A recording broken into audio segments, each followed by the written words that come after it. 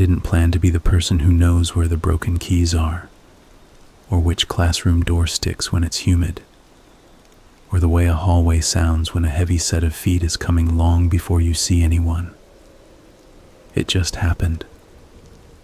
I stayed late for the newspaper, then late for theater tech. I got a pass to open the library early so I could print layouts before first bell. If you spend enough time in a building like our high school, you learn its body. You learn its reaction to weather, to heat, to kids moving like a river. You learn when it's holding its breath. I'm telling you that because I felt it first. Not a thought, not a theory, just a difference. Like how your dog lifts its head before the tornado sirens go off. I felt the school change, and then the murders started. People will ask why I didn't run once it was clear. I replay that a lot. Maybe I wanted to be brave. Maybe I'm stubborn. Maybe I thought the adults would handle it. But it's more honest to say I didn't believe it yet. Not at first. Not until I saw Coach Alvarez. The day the school changed, I was in the library at sunrise, copying our editorial calendar onto sticky notes. The overheads were off. The lamps on the tables threw yellow circles on wood, and there was dust in those circles, slow little planets. Ms. Pike, the librarian, wasn't in yet. It was just me and the hum of the HVAC and the weak sound of a bus braking outside. Then the intercom popped. It does that sometimes. Just a click, a breath, like someone pressed the button and let go. I looked up at the black speaker in the corner. No announcement followed. The pop echoed in the empty room and faded. This isn't scary, right? It isn't a ghost voice. It's a broken intercom in an old building. I went back to the calendar and wrote photo assignments under homecoming. The intercom clicked again. A third time. Shorter. Somewhere outside the library, metal clattered. I heard palms flat against a locker. Fast. A roll of sound. Then the noise stopped. No one shouted. No one laughed. Nothing. I went to the door and looked down the hallway. It was just the warm shine of the floor. Lockers to the left. Long run to the main intersection where the trophy case is. No kids. No teachers. You can see all the way to the glass double doors by the front office from there, and they were empty too. I told myself the custodian dropped a mop handle. I told myself a lot of neat, sensible things. I locked the library again and finished my notes. We didn't print that week's paper. That's how you can trace it. Our staff is reliable. We hit our deadlines like nags. Our layout goes to the district's bulk print shop every other Thursday. That week, we had a great feature on the art teacher who made it to the City Museum show, and a Q&A with the new chemistry guy, Mr. Wendt, who actually laughs at our jokes and does demos where he burns magnesium ribbon like he's lighting a birthday cake. But we didn't print, and it wasn't because we were lazy.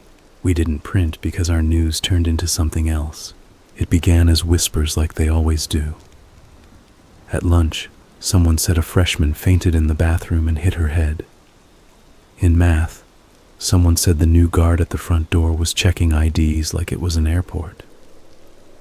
In the auditorium, someone said the sound of someone crying was coming through the vents. You hear that, and you think it's just the school being itself. Kids talk. They bend truth to make themselves interesting. They panic over little things. The thing is, all the stories lined up. The bathroom thing happened at the same time the intercom popped in the library. The ID check started and then stopped.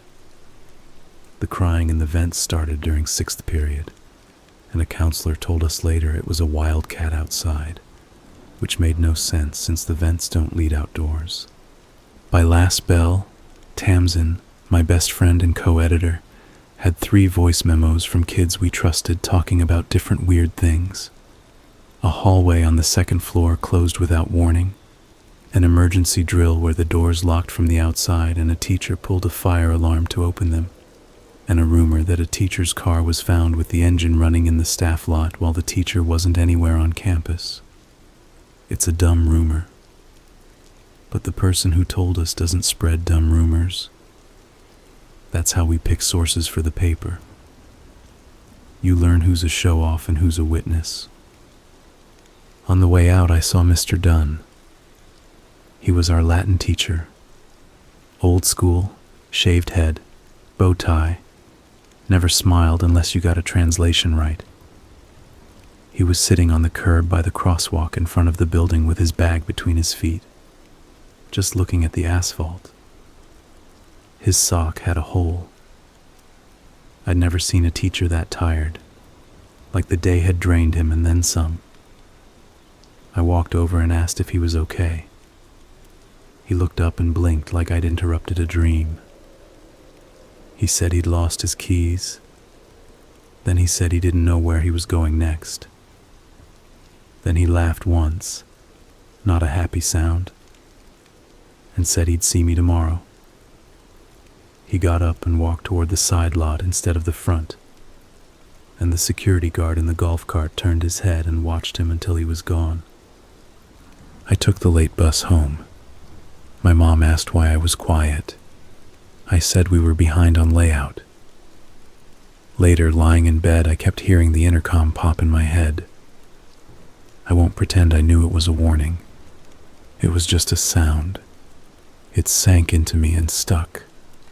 The next morning, the intercom voice, our assistant principal, Mr. Heath, told us counseling was available for any student disturbed by recent events. He didn't say what the events were. He spoke like a politician, sifting words so no one could pin anything to him. Then our principal, Dr. Albright, said our school was strong and safe. She used those exact words, strong and safe. No one had asked her. No one had said we weren't. We found out what the events were by the 2nd bell. A junior named Marisol didn't show up for first period. She's on yearbook and sometimes stops by our newsroom to use the big scanner. Her friend said she was texting them late that previous night, then stopped. That's not a crime. People sleep.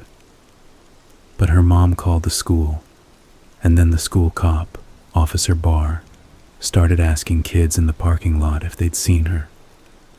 And he wanted to know if anyone had a photo from yesterday. He didn't say why he wanted one. Tamsin parked her notebook on her knee during lunch and started listing names without saying we were printing anything. Half of them were people who'd just heard something. 2 were actual eyewitnesses to something weird, and 1 had a recording. Not the kind you hope for. He'd put his phone in his locker to charge, and it hit record by accident when it knocked against something. You can hear kids talking, then the bell, then a long stretch of nothing. Then you hear metal slam, a squeal like a cart moving too fast, a woman saying no, then the words stop 3 times, each time further away. That's it. No scream, no horror movie stuff. But that stop sounded flat and serious, not playful, not like a drama club prank. It sounded the way my mom sounded when she caught me sneaking out when I was 13 and decided it was time for a real lesson. It was a voice like a wall. We didn't show that recording to anyone. I don't know why. It felt like it would break if we let other ears on it. It felt like it had already changed us in some way we couldn't explain. That afternoon I had theater tech. We were supposed to repaint the risers. Only 5 of us showed up. The auditorium felt too big, and the stage looked weird without the spring musical set on it. The trap under the stage, where the orchestra pit is when there's money, was closed and locked. No one ever locks it. It sticks and whistles when it opens, which Mr. Bell, our theater director, always uses as a joke. "That's our ghost," he says. But the trap was locked. I asked him about it. He shook his head like he didn't even want to start down that road. "We're not using the pit this term," he said. "Insurance." Insurance against what? He didn't say. That night, the first murder happened. I almost didn't write that sentence because it sounds like I'm setting up a jump scare. I'm not. It's just the order of events. We were bent over algebra problems of all things. I used to babysit my neighbor, so I tutor him now, when my phone vibrated. The message was from Tamsin. "Call me now." I stepped into the kitchen, called, and she told me Coach Alvarez had been found in the pool supply room. She said found, like people say died, like the softer word helps. I knew from her voice there was nothing to fix here. I asked what happened, and she took a breath and said it was bad. She said the paramedics went in and came out without a stretcher. They came out with their hands empty. She said the hall was cleared. She said you could hear the pool pump thumping through the wall, and it sounded louder than usual. She said she saw Officer Barr wipe his face with his sleeve like he was sweating, even though it was cold out. I asked who found him. She said a lifeguard from the community team. She said the lock on the supply room door was broken. Not like someone picked it, but like someone hit it hard until the plate bent, and what was on the other side couldn't be locked away. I hung up and stood by the sink and looked at the plastic bowl my neighbor had left there with crackers in it, and felt stupid for thinking of anything else.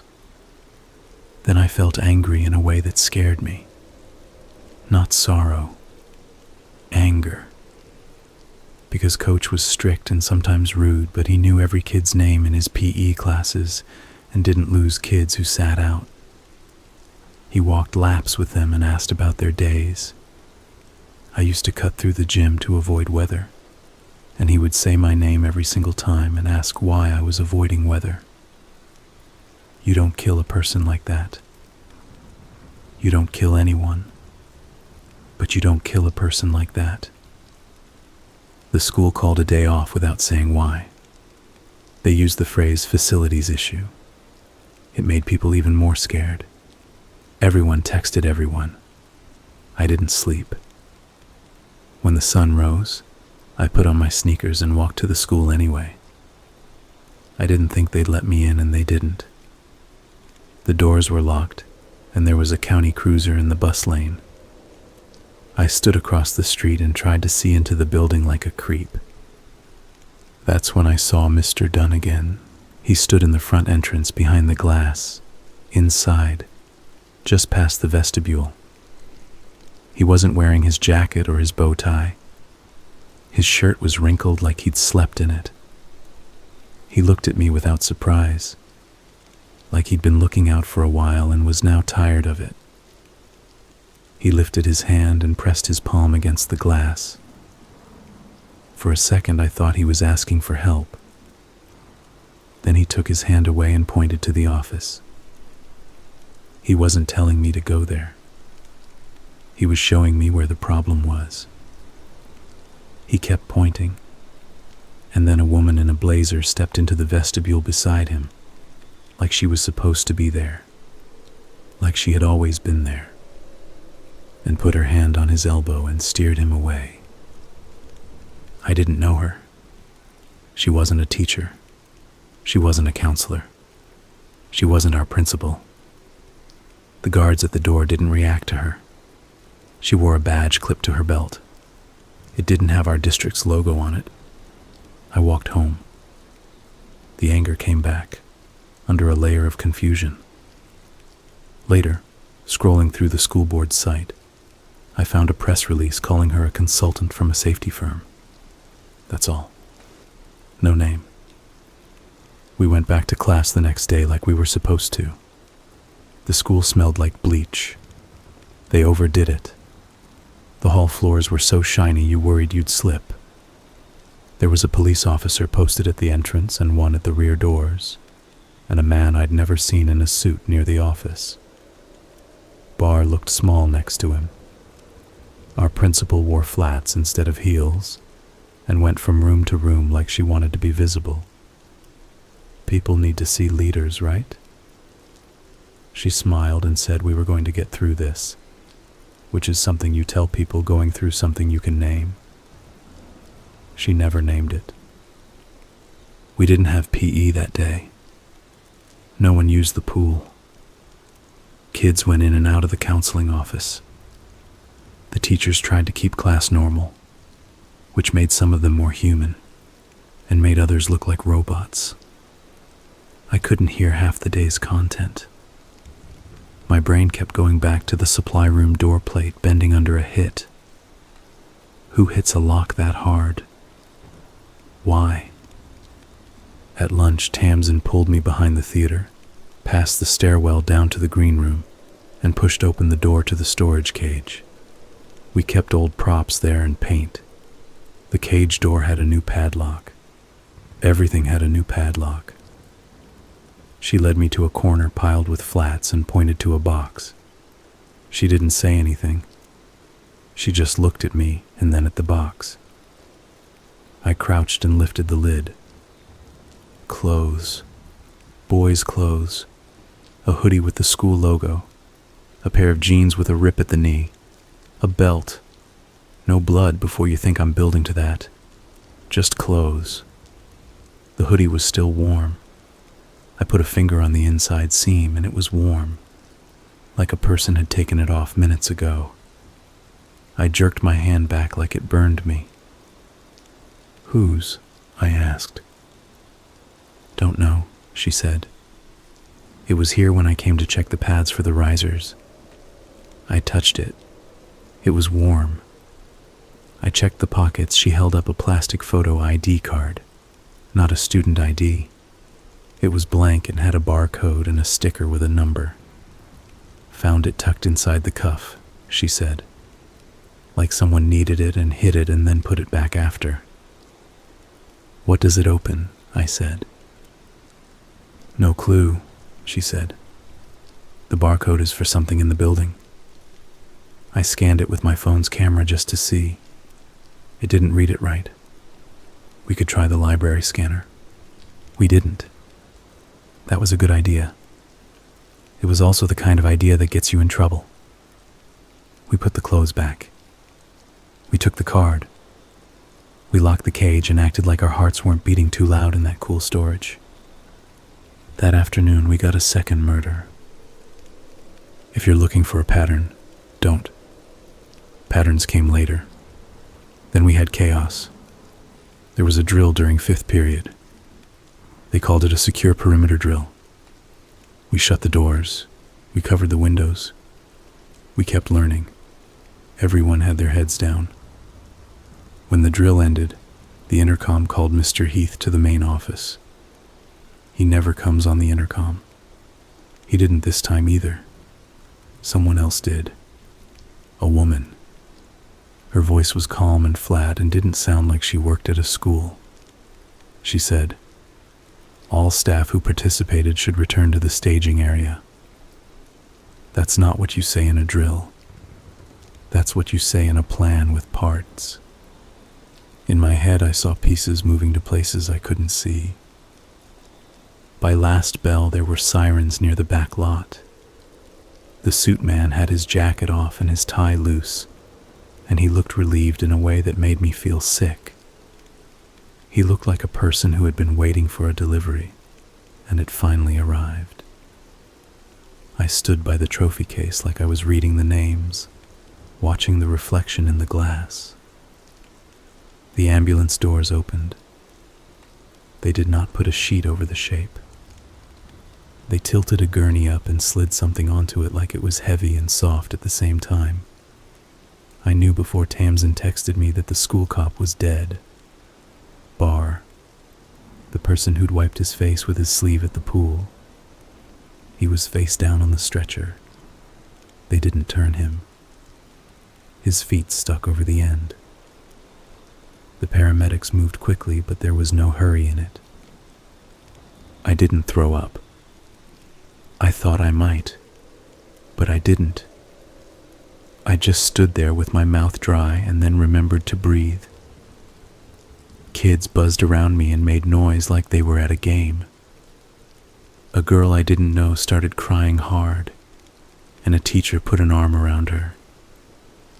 Mr. Heath came out of the office pale and walked fast down the hall like he had to go somewhere he didn't want to go.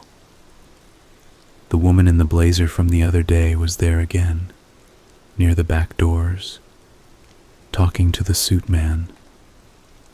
She pointed at different doors like she was doing a tour.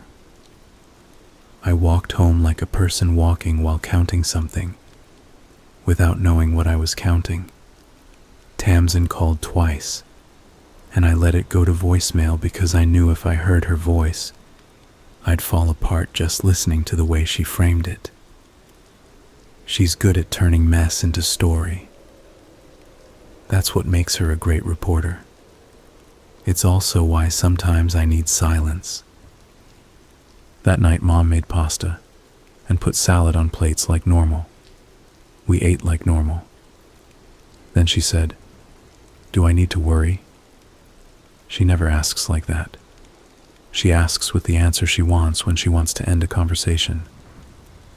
But this was a real question. I said I didn't know. She pressed her lips together and said we could discuss an online option.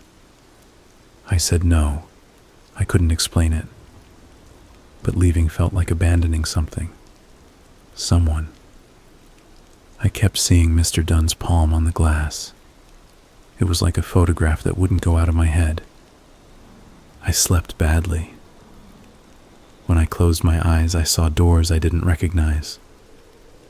When I did fall asleep, I dreamed of lockers without locks, of hundreds of shoes piled in a closet, of the school while it was brand new, before any of us walked inside. In the morning, my mouth tasted like coins. We decided, meaning me and Tamsin, to stop pretending we weren't investigating. We made a list of what we knew. She put it in her Read Notes doc in our shared drive, which is a dumb place to put something like that. But we didn't think like criminals. We thought like students who trust their cloud.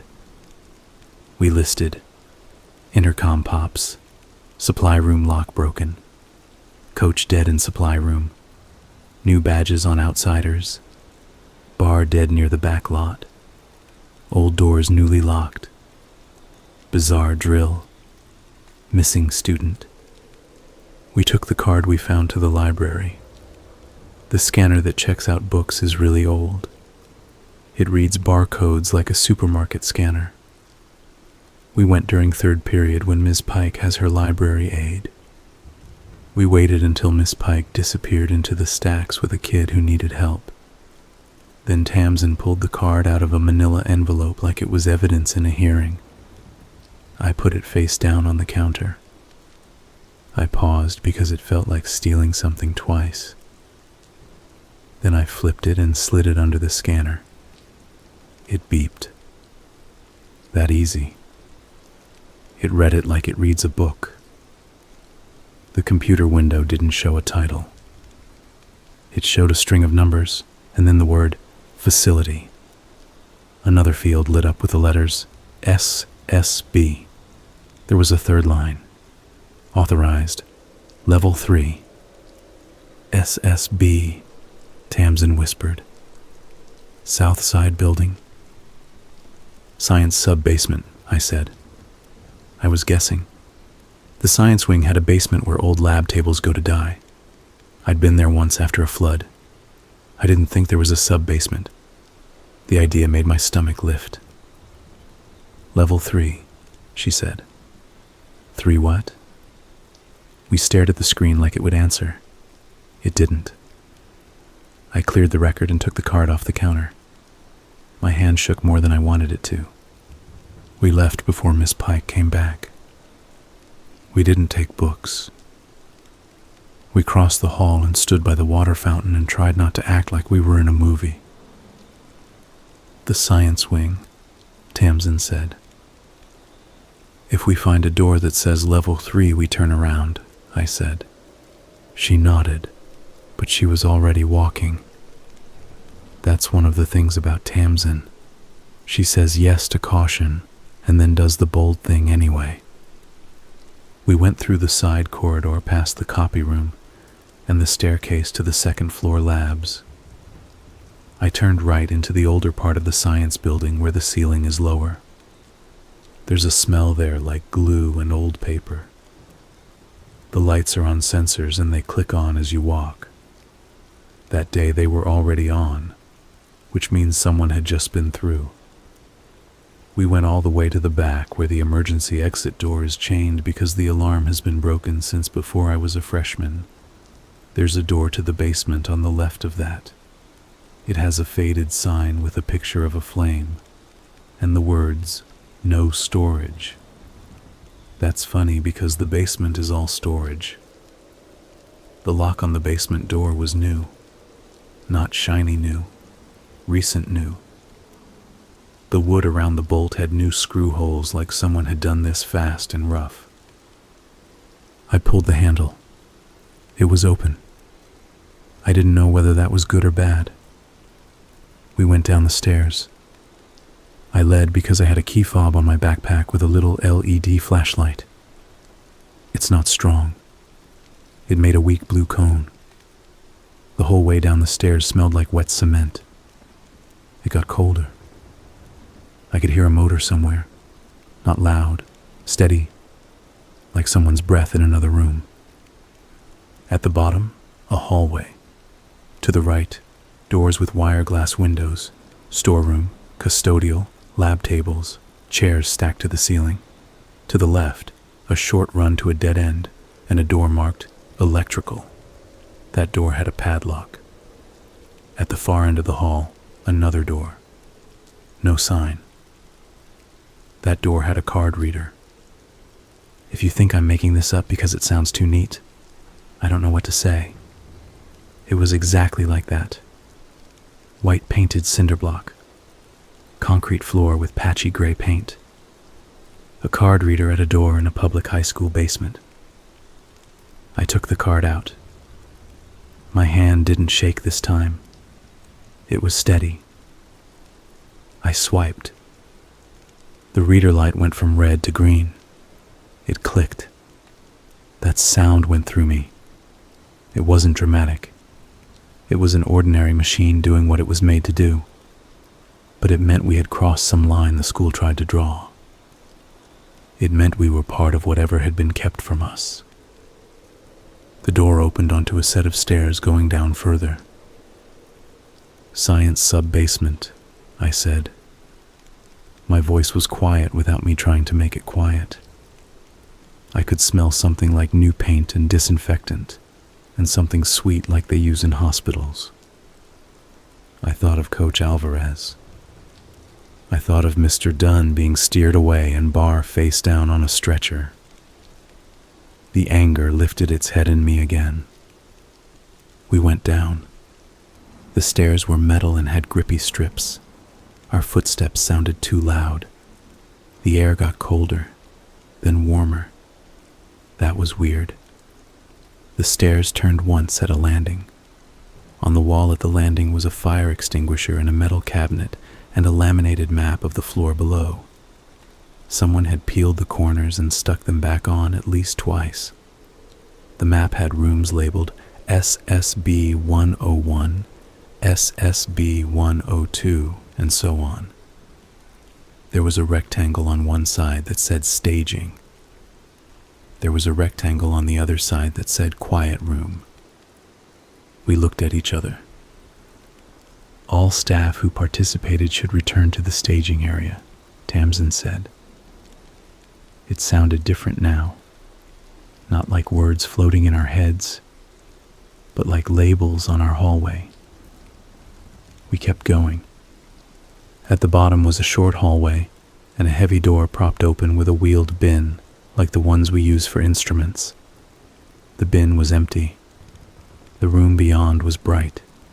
The floor was clean, too clean, like no one scuffed it with shoes. A calendar on the far wall had today's date circled twice. There were no windows. "Hello?" I said, because I still thought we were going to get yelled at for trespassing. My voice bounced and came back. We went in. On the left, a table with clipboards. On the right, a set of lockers with numbers. Some were open. Inside one was a pair of latex gloves rolled together like a dead balloon. On the table was a coffee cup with a brown ring dried inside and a ring of coffee on the table under it. And for some reason, that's what made the place feel real. People put cups down. People don't wipe rings. It made it clear this wasn't a forgotten experiment from a construction project. It was active. There were rooms off the staging area. One had medical screens like in a clinic. One had shelves with bins, and each bin had a label. Two had cots. Another had a big steel cabinet chained shut. The quiet room was at the end. The door was closed. It was the only door closed. We didn't go that far. We got to the table with the clipboards and stopped. The top sheet on one had names. Not student names. Staff. Some I didn't know. A few I did. Mr. Went, the new chemistry teacher. Ms. Kincaid, a para in the special ed wing. Mr. Heath. Dr. Albright. There was a column of boxes next to each name. Many of the boxes had check marks. The date at the top was last week. On a clipboard under that one was a different list. It was short. It had 10 names. These were student names. The top one was Marisol. I put my finger on her name like I could stop it from being read by anyone else if I covered it. The second name was a boy in my geometry class who sells bracelets in the cafeteria. The third was a 9th grader who had a cast on her wrist and made jokes in the hallway about beating people up. The fourth was a senior in track who runs like he's running away from something. The fifth was me. I didn't move. We looked at the same spot. It wasn't a weight exactly. It was a shape in the room that grew until it pressed against us. You can say your body does this or that when you're shocked. But for me, it felt like the temperature of my blood changed. Like I went cool to my wrists and hot at my neck. Then the intercom clicked. Not the one in the school. A little speaker in the corner of the sub-basement staging area. I hadn't noticed it until it made that pop. A voice came through. The woman in the blazer. "We have an all-call," she said. "Staging in 5. She sounded like she was telling people lunch had arrived. We didn't run. That still surprises me when I think about it. Maybe we thought 5 meant 10. Maybe we wanted to see more. We moved instead the way you move when you're trying to keep your backpack from making noise. We left the clipboards where they were. We looked into the nearest side room. It had a table and 2 chairs, and a camera dome in the corner. There was a strip of tape on the floor on the side of the table where the empty chair was. The tape had a mark in Sharpie. "Sit here." Across the hall, a room with shelves, bins labeled with things like wrist restraints, which made my stomach fold, and disposable, and blanks. There was a bin labeled badges. We opened it. Inside were ID lanyards with the district logo and plastic sleeves for cards. There was a smaller box inside with stickers printed with numbers like the one on our card. I took one and stuck it to my palm because I wanted the feeling of stealing something back from them. It stuck to my skin, and then peeled at one corner and stuck to my skin again like it didn't want to leave. Then we heard footsteps on the stairs. Fast, rhythmic, a group. Not a line of students. The cadence was wrong. Heavier. We looked at each other with our eyes wide and did what we should have done the second we swiped that card. We moved. The staging room had a second door opposite the stairs. It opened onto a short hall that turned left. We went down it. At the end, another door. No reader. It was unlocked. It opened into a room with the lights off. I hit the switch. It was a long space with folding chairs stacked on one side and the smell of dust and old wood. There was a roll-up door at the far end, the kind you pull up and it rattles in its tracks. On the wall, stenciled in black letters, was AUDSTG, Auditorium Staging. We were under the stage. I hadn't known a tunnel connected the science sub-basement to the auditorium. I guess now I should have figured. This school was updated in bits, and whoever did it wanted routes we weren't supposed to see. But that day, it felt like discovering a system of veins in a body you thought was simple. The footsteps hit the sub-basement floor above and spread out. Voices, closer than was comfortable. That woman again. "We stay on schedule," she said. "No improvising." A man's voice said, "We're short a pair." And she said, "You can manage." I put my palm on the wall because I felt like I might slide down it. The paint was cool. We killed the light and moved farther into the dark room. I felt for the wall and shuffled. The floor wasn't smooth. It had seams that made me think of trapdoors. I thought of theater tech and stage shows, and how we had been standing several times above a door that led to a place where the words scheduler, staging, quiet room meant something. The room had another door at the far end opposite the roll-up. It had a push bar. Signs from the other side were asking to be read. I had my hand on the bar when the roll-up door rattled. Someone on the other side lifted it. The steel slats scraped and rattled and stopped halfway. Light came under it, bright like the staging room. Boots scuffed.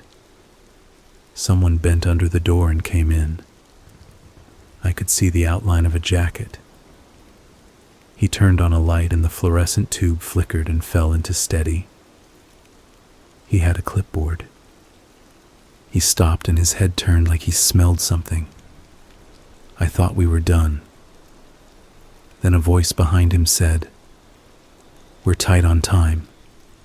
And he nodded and went the other way, toward the stacked chairs. He looked like a dad from a hardware store. Nothing about him said monster. Sometimes that's worse.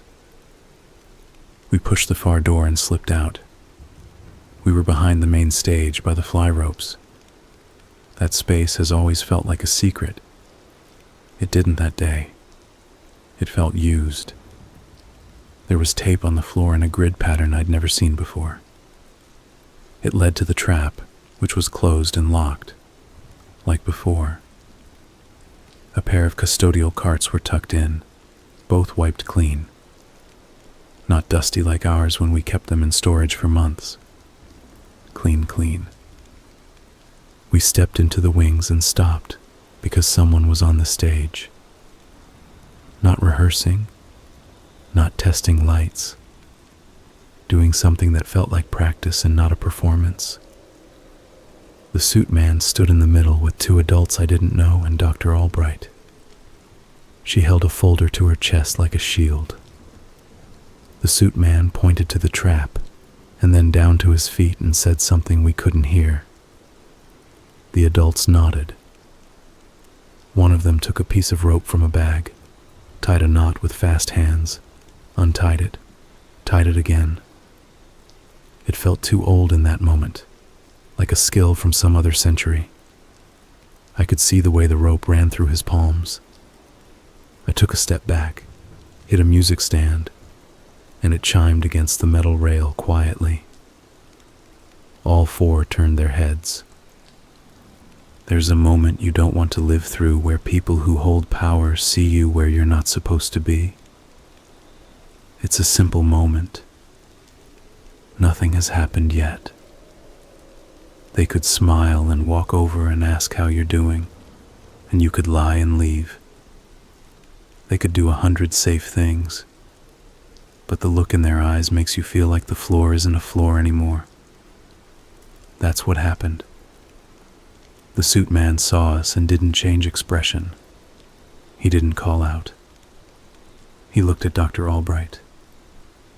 She closed her eyes like she wished the roof would leak on her right then, so she could have any reason to go. "Students," the suit man said. He didn't raise his voice. "You're not authorized to be here." "No one ever is," I said, "because I can be stupid when I'm scared." Tamsin put a hand on my arm like, "Stop." He didn't move. He ticked his head toward the aisle, and that's when I saw her, the woman in the blazer, coming down the house steps toward the stage. She moved the way people do when they come into a room they own. She didn't rush. She assumed space. "Come down," she said. She didn't threaten. She didn't ask our names. She said it the way you tell someone to put a fork on the right. I looked at the trapdoor because my brain does that. Looks at the thing it shouldn't. "We'll find your parents," Dr. Albright said. Her voice shook on parents in a way that made me think she wasn't in control of anything. I felt a jolt of pity for her, and then it was gone because the pity made me feel like I was betraying myself. The suit man said, "We'll call security."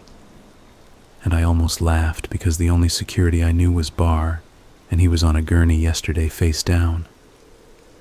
Tamsin said, "We're leaving," and grabbed my sleeve, and we did. We didn't run, but we moved. Into the wing, down the stairs, through the green room, past the broken mirror we always promised to replace and never do. Out the side door into the light. We didn't stop until we were by the dumpsters where our breath wouldn't look like a sign on a wall. "Did we get their names?" I asked like an idiot. "We got something better," Tamsin said, and held up her phone.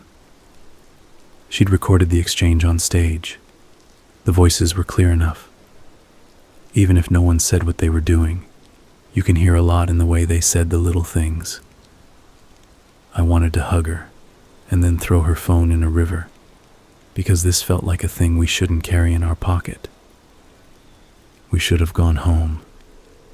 We didn't. We went looking for Mr. Dunn. He didn't show up for Latin that day. The sub wrote a sentence on the board in English about Roman aqueducts and put on a video. I pretended not to notice everyone looking at their phones under their desks. In the hall, the door to the staff room was closed. You could hear a voice inside, a man's, upset, asking why. You could hear another voice, the woman saying, "Don't be melodramatic. We're saving lives." I stood there with my ear almost to the door, and then moved because I couldn't take another person seeing me where I shouldn't be. On the way to last period, a lock clicked at the end of the long hall. That sound meant a door opened without a hand on it. The security doors in our school can be controlled centrally. I had never actually seen them motor shut. I saw it then. The door by the NPR lab swung in on its hinge so slowly it looked like a trick, and then closed, and then the one past it did the same. The lights brightened for a second and dimmed. The intercom made its pop. This time there was a line of words. Perimeter. Then, hold. Then, all hands where you are. The teachers went into drill mode. Everyone's training popped to the surface like muscle memory, except something was different. Doors locked that aren't supposed to lock. The windows in the doors, the ones we cover with paper or posters during drills. Didn't matter because you couldn't see through them anymore. They had gone from normal glass to fogged. I don't know the technical term. It was like the glass was frosted at a button press. We were told to sit on the floor. We did, with our backpacks clutched. Tamsin was in the AP Gov room down the hall. She texted me. "They're walking." I texted back. "Who?" She said, "3. 2 men. 1 woman. Masks." I pictured ski masks. She said, "Not that. Heads." Then, mascot. The faces we wear at pep rallies. The giant bobcat. The smiling flute for band. The cartoon torch from the school seal. I didn't know whether to laugh or vomit. It's so stupid it turns vicious. A happy head is not happy when it's on a silent grown-up moving toward you. My teacher, Mr. Nguyen, who was kind, made small talk like we were trapped on a plane. He asked if anyone had pets. There was a sound outside the door, a soft bump like a shoe toe against the threshold. Everyone went quiet. You want to think you'll be brave.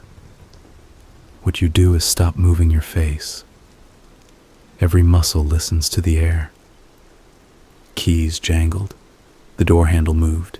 The lock held. The handle moved again. Someone outside said something we couldn't hear through the door. Another door down the hall opened. Not ours. My phone vibrated. Tamsin. 5 rooms down. They're in. Then, I hear a chair. Then, someone yelling. Then nothing. Then, quiet. If you want details of what happened in those rooms, I don't have them. I wasn't there. I heard only what people told me later, and those stories didn't line up cleanly, and I don't want to add new lies to the pile. But I know this. 3 kids didn't come back after dismissal that day. Their parents were told the kids had left before final bell. That was a lie. I saw one of them in 4th period. I watched him ask Mr. Nguyen if he could sharpen his pencil because his mechanical had died. He wasn't a ghost. He didn't walk out some back door no one uses. He disappeared between a locked door and another locked door while adults moved through our halls, wearing heads meant to make us happy to be in school. Dismissal came like a word none of us expected. The fogged windows cleared. The doors unlocked. A voice, hers, said, "Return to class and wait for directions. Dismissal will proceed normally." Nothing about any of this was normal. But humans will make a path to leave even when the ground isn't ground anymore. We got up. We stretched like we'd been sitting too long in social studies. We filed out. We kept our eyes down. We tried not to show our necks when we passed the office. Outside, parents mixed with kids, and guards watched the way guards do when they're told to stand there and be seen. Someone from the local paper was there with a camera, and the woman in the blazer smiled and said there was nothing to photograph. The suit man's shirt was untucked. Dr. Albright stood by the door and put a hand on each student's shoulder like a blessing, and in her eyes there was a look like someone underwater who doesn't know which way is up. I didn't go to the bus. I cut behind the auditorium. Tamsin was already there by the dumpster.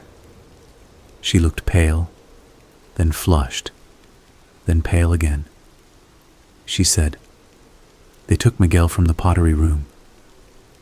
She spoke like she had to put the sentence on the ground between us.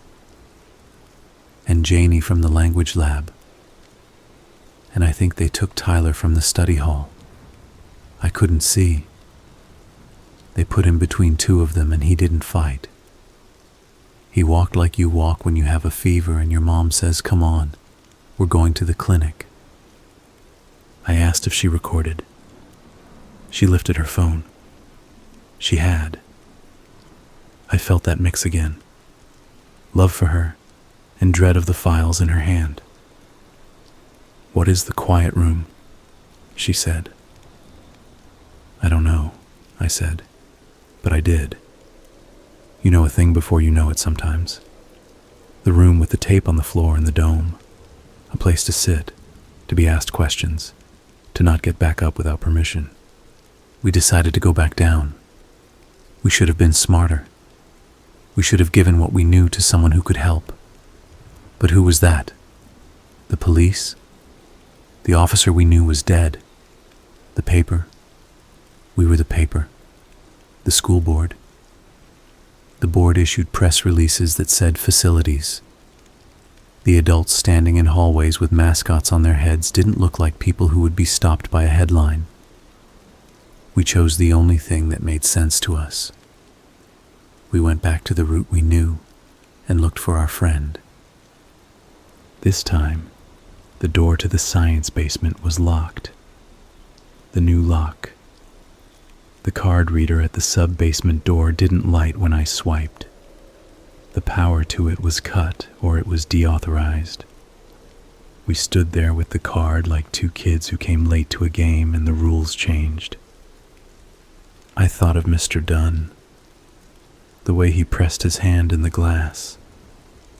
He was never the kind of teacher to be cozy with kids, but he looked right at me like you look at a person whose last name you know. I told Tamsin I was going to try the staff stairs. She said I was insane. Then she said she was coming too. The staff stairs are in the back by the copy room. There's a door that says staff, with a little printed sign that says, "Please do not use these stairs if carrying hot liquids." I don't know why that sign exists. It makes me imagine a teacher dumping coffee on a ninth grader's head by accident. The stairs go up to a landing with a window that looks at the roofline where pigeons stand like guards. Then another flight to the third floor, where there used to be a wing before they renovated. Now it's just empty rooms with carpets that smell like tight plastic and a locked door with a badge reader that goes into the admin half floor. I didn't think our card would work there, but it did. The light went green and the door clicked, and my hand was on the handle before I had time to freeze and we were through. That half floor is weird. It's like someone built a school office inside a corporate building inside a courthouse. Glass walls, carpets too soft for kids, a kitchenette with a Keurig, a room with a server rack behind glass, and a chair no one sits in for longer than an hour. The walls had posters about climate and safety culture, with photos of students who weren't from our district. I could tell. They smiled like kids on a toothpaste box. We went fast. The hallway turned and spilled into a space open to the roof on one side, a bank of windows with a view of the practice fields. You could see the bleachers and one crow perched on the top rail, like the lonely last player at practice. Down the hall, the door to the principal's office was open. Dr. Albright was alone inside. She wasn't crying, but she had a tissue in her hand. She saw us and said our names like she was glad to have people to talk to. Then she stood and said, "You can't be up here," like the script kicked back in. "You put my name on a list," I said. Not smooth. It came out the way it formed, blunt and fast. "You put my name in that basement." She sat back down. For a second I saw something like relief, like she'd been waiting to not lie. Then that look went, like someone closed a file. "You shouldn't know about that," she said. "But I do," I said. "And I know Miguel is gone." She looked at the tissue in her hand like she was deciding if it was used enough to throw out. "We're in a crisis," she said. "We're doing what we can." "What does that mean?" Tamsin said. What does that mean, Dr. Albright? She always uses titles when she's mad. It makes her sound older. Why are there people in our halls wearing mascot heads? For the first time, a smile. Not a nice one. Optics, she said. She must have seen our faces because she waved a hand, maybe to make it a joke. They're part of a program. We were selected. For what? I asked. To be safer, she said, and I swear her eyes went somewhere else when she said it. Not forward. To the side. Like forward had something in it she couldn't face. There are young people here who present a threat. We have a responsibility. Who decides? I said. Who puts names on a list? She opened a drawer. That stupid action broke me more than anything else. It was so calm, so homework. She took out a folder. On the tab, a sticker with the number like the sticker on our card. She flipped it open and there were pages of graphs. Attendance, grades, disciplinary notes, nurse visits, notes from teachers, Mom's email about my insomnia, the counselor's note about my brother. I didn't know they had that. You are flagged because you spend unusual amounts of time in unsupervised spaces, she said. You demonstrate resilience. She read a phrase, but also isolation. You have access to. I work on the newspaper, I said. I'm on tech. I opened the library. You signed my passes. I didn't want to, she said, honest enough to make my stomach twist. But the indicators are. You put indicators on people, Tamsin said, like stickers on fruit. Her voice wasn't loud. It scraped. The program is evidence-based, she said weakly. It saves lives. We intervene early. Is that what happened to Coach? I asked. The tissue in her hand broke. Little torn pieces stuck to her palm. I can't discuss personnel, she said. That didn't sound like a person. It sounded like a recorded message. Bar, I said, because I wanted to see her face when she said the officer's name. She flinched. He wasn't authorized, she said. He tried to interfere. So he died, I said. She didn't answer. Her eyes went to that sideways place again. You have to leave this office, she said. This is not a conversation we can have. Then who should we have it with? Tamsin asked. Counseling, she said. Your parents. She stood. Go. We went because we had to choose between staying to fight an adult on a half floor we weren't supposed to be on with nothing but our voices, and leaving to find the thing we could touch. Voices were not going to solve anything. The thing that would was down in the place where the air smelled like antiseptic, and the floor was too clean. We stopped by the server room. The glass showed a rack with blinking lights and a tablet mounted on the wall with a dashboard. There was a label on the dashboard.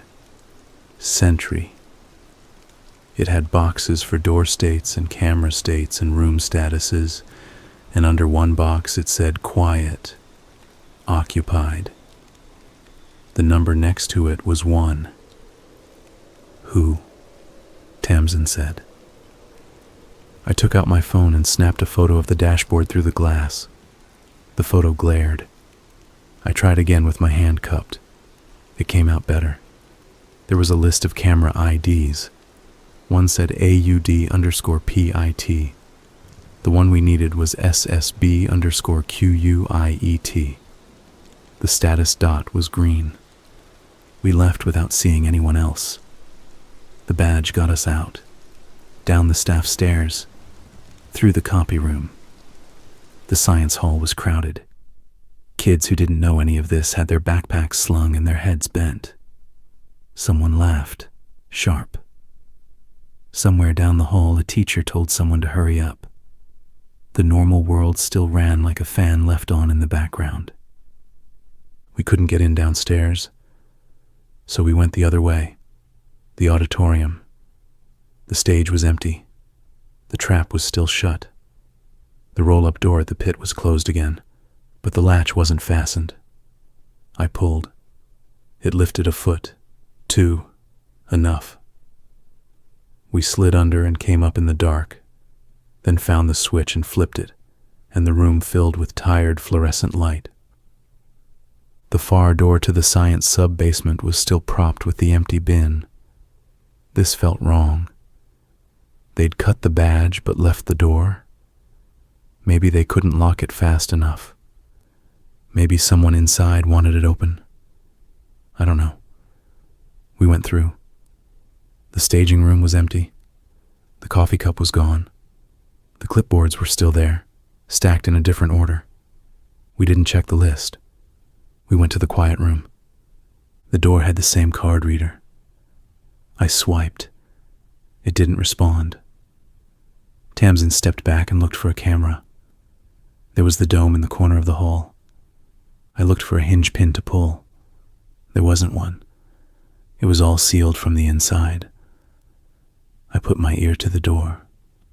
A breath. I could hear someone breathing beyond the door. Slow. Human. Not like a vent. I knocked, then remembered we were supposed to be silent, then knocked again anyway because if it was Miguel, he needed to know it wasn't just the people with heads on. Something scraped inside. A chair leg, maybe. Then a voice, small through the door, not sure it should be used. Jess? Not Miguel. Not Janie. Mr. Dunn. I leaned my forehead against the door. We're here, I said. I spoke like a person blows on a piece of ash. We're getting you out. He laughed once, a small broken sound. I don't think so, he said. Tamsin looked at the card reader like she could make it bend with her eyes. Do they bring keys? She said. They bring the person with the white badge, Mr. Dunn said. They look through the window and then they decide. He sounded tired, but his mind was there. They think if they keep us calm, we'll be grateful. What do they do in there? I asked, before I could stop myself. They ask questions, he said. They ask who we talk to. They ask if we have thoughts that make us violent. He swallowed. I could hear it. They ask if we're angry at the school, if we own knives, if we draw in our notebooks, if we look at maps. He exhaled through his nose.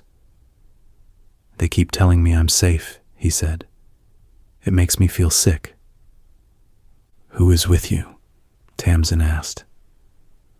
No one, he said, and something in me folded.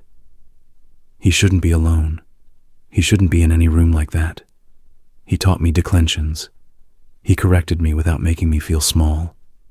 He wore a bow tie because he wanted kids to laugh. He gave extra credit for making your own flashcards, handwritten. He didn't belong behind a locked door. Who has the white badge? I asked. The woman, he said. Blazer. Her again. She carries a tablet. It has our names. If your name lights, you go. If it stays dark, you wait. If it lights, where do you go? Tamsin asked. Her voice was steady. She's a reporter first. Or maybe always. It's why I love her, and also why I'm afraid for us. He didn't answer. He didn't have to. The trap, the grid tape, the rope, the program that intervenes, the masked people moving kids like objects. We're going to get help, I lied. Get this, he said instead. There's a box in the staging room. It has the old logs. He paused. They think we don't look. We turned. The staging room had shelves. There were bins labeled by month, a dust layer on the older ones. I pulled the one labeled with last year and flipped it open. Inside were sign-in sheets and printouts and lists of names and schedules. One sheet had a header, remained in program. Another had, completed. Someone had checked boxes and written notes in the margins. Next to a name I recognized was a note, placement. Next to another, withdrew. Next to another, can't. I found last spring's list. There, near the bottom, was my brother's name. I didn't know to look for it, because I hadn't known his school had been part of any of this. He went to the alternative high school across the tracks, the one everyone says is for kids who don't fit. And he died at the end of that year. Accident, they said. He fell from a bridge. People fall. Bridges are high. It's the kind of death you can force yourself to accept, because the world is full of high places, and you can trip on anything. There was a note next to his name I didn't understand. Site to site. Then, escalation. Then a line I did. Final. I stopped moving. The room tipped. Tamsin took the sheet from me gently, like it was made of glass. She didn't say I was wrong. She didn't say we shouldn't be here. She just pressed her shoulder against mine so I knew I wasn't floating. Behind the quiet room door, Mr. Dunn said, "Are you there?" I said yes. My voice sounded like it had been used by someone else. "We're here." Footsteps again, not from the stairs, from the pit side. The squeal of the roll-up. Voices, close. "They sealed SSB," a man said. "We're using stage only." "The list," the woman said, flat like always. "What's next?" Papers rustled. A pause. Then, "We have time for one more." I didn't think. I shoved the log papers into my bag. Tamsin put the bin back like the kind of person who still does the detail right when the world is coming apart. We moved to the far side of the staging room. There was another door I hadn't noticed before, narrow, without a label. It had a handle instead of a push bar. I turned it. It opened onto a service corridor no wider than my shoulders. Pipes, cables. The air was warm in there. It went toward the auditorium at a slant. There were scuff marks on the floor like something heavy had been dragged through. We squeezed into the corridor and pulled the door quietly. It didn't latch. Good.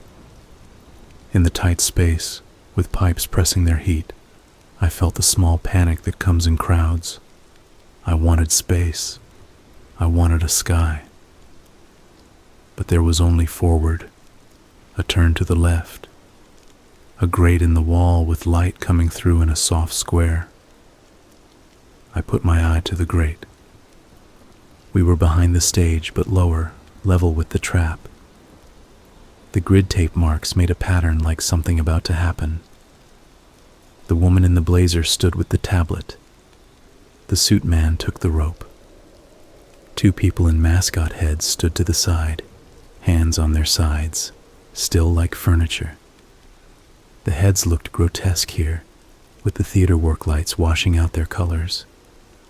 In this light, the painted smiles looked like cuts. I had to look away, not because they were grotesque in any graphic way, but because they took something I loved. In our school, those heads meant game days, safe noise, and turned it into a tool. "Quiet room number," the suit man said. "1," the woman said without looking up. "We turn that off. We use this instead." She tapped the tablet. "We're behind. The board visit is Friday." "Where's Albright?" one of the masked asked. "She's doing what she does," the woman said. "Stay on schedule." The trap unlatches from the stage. I know this because I have opened it. It whistles when the pressure releases. That sound made my teeth wobble. They shouldn't have that sound in their mouths. They didn't open it all the way. They slid back the panel just enough to reveal the ladder down. One of the masked figures went down into the dark. The woman looked at her tablet. "Jesse Carr," she said. I didn't move. The air felt tight. She didn't say it loud. She said it like a line in a to-do list. "Bring him." A hand touched my back. I flinched and almost shouted. Tamsin pressed her finger to her lips and then pointed at my pocket. My phone. It vibrated. A new text from an unknown number. They know. Another. Door. Then. Go. I looked around in the service corridor like there would be an arrow. The path led past the grate and around a bend. We went. The corridor turned twice and then widened into a little utility space with a hatch that went up. There was a ladder bolted to the wall. I didn't think about rats or trapped hands. I put my foot on the bottom rung and climbed. The hatch was heavy. I pushed with my shoulder, and it gave, a few inches, enough for light. I pushed again. It fell open with a sound like a seat slamming down in an empty hall. We were in the equipment room behind the projection booth, under a set of old risers that held the lights back when this place had arc lamps. Dust motes swam in the beam from a fixture left on. The hatch fit into the floor so well you wouldn't notice it unless you knew. I didn't know. Someone did. We closed it behind us. We crouched to listen. Voices in the stage area, not here. The new text again. Stairs. It was a number I didn't recognize, but the cadence of the messages felt like someone who was in these same rooms. Or who had been. I looked at Tamsin. She nodded. We moved through the equipment room, past coils of power cable, to a narrow door. It opened to a catwalk that ran above the back of the auditorium. It had a rail. I gripped it like it was alive. Below, the seats were empty except for a janitor's cart left near the aisle. It looked like it had been rolled there and stopped fast. A mop leaned in the bucket like a person too tired to finish. We went across the catwalk to the far door. It led to the back stairs. These stairs dump you into the hallway behind the practice rooms. Music class was vacant. An oboe case lay open on the floor like a mouth. We turned left because right went past the office, and we weren't going that way again. Behind the practice rooms, another hall, then a door to the outside. We didn't go out. We paused in the shadow of a trophy case for chamber choir. We heard footsteps, not heavy. One person. We pressed back and watched a man we had never seen carry a file box and a coil of cable toward the stage door. He whistled and then stopped whistling like he remembered he wasn't supposed to make joy sounds in here. We went outside once he turned the corner. The air sliced my lungs. I hadn't realized how warm it was in the service corridor, how low the ceiling pressed. The sky was thin and pale and perfect. It made me angry that it was perfect. It didn't earn that. On the grass by the loading dock, a teacher stood with her hands on her knees and cried like she tried not to sound like she was crying. She saw us and straightened and wiped her face and went inside. I wanted to ask if she knew, to make an ally. I didn't. I was scared that if I said it aloud in the open air, it would change shape and fly. We went to the journalism lab. It's a regular classroom that we pretend is a newsroom. It has a whiteboard with our editorial calendar, a couch with stains we never identified, a mini fridge, and the best lock in the wing, because the film class keeps gear in there too. We shut the door. We set a chair under the handle, even though we knew it wouldn't stop someone with a badge. It was ritual. We laid everything out. The phone with the recordings, the log with my brother's name, the barcode card, the photo of the Sentry dashboard, our notes. From the newsroom down the hall, we could hear the faint hum of the vending machine. When the building is quiet, that sound feels like a clock. "What's our plan?" I asked. I asked it because I wanted us to be the kind of people who had plans. Tamsin didn't answer right away. She moved the papers into piles. The pile that made a story. The pile that made a sample. The pile that made a clock. "We publish," she said finally, like a sentence in a civics textbook. "We go to the city paper. We go to the district board meeting. We put it online." She swallowed. "We send copies to people who can't ignore us." "And Miguel?" I said. It's unfair that I did that to her. It was the question she was trying not to pin to our corkboard. "And Janie? And Dunn?" "We get them too," she said. "We get them by dragging the sun down into that basement." She put both hands on the table in a way I had never seen from her. "We don't do half-light. They live in half-light." Before we could decide who to send the first files to, there was a knock at the door. A polite two-knuckle knock that would have sounded like a teacher telling you to keep it down if we were in any other week. We froze. The second knock was the same. A voice, not the woman's, not the suit man's. A voice we knew. "Jess," said Mr. Went. "You in there?" He's the new chemistry teacher. He laughs, he burns magnesium ribbon, he lets us mess with dry ice when we finish labs early. He sets up a ramp out of textbooks and makes a marble roll. He doesn't feel like a threat. But his name was checked on the clipboard. "Don't," Tamsin mouthed. "Don't." Her eyes were bright and flat at the same time. Fear and focus. It's a weird combination. "He's on the list," she whispered. "Guys," he said, "I know you're in there. I saw you go in." He tried the handle. The chair bumped. He waited like he had all the time. He probably did. The day's schedule was theirs. "I want to help," he said. He sounded genuine.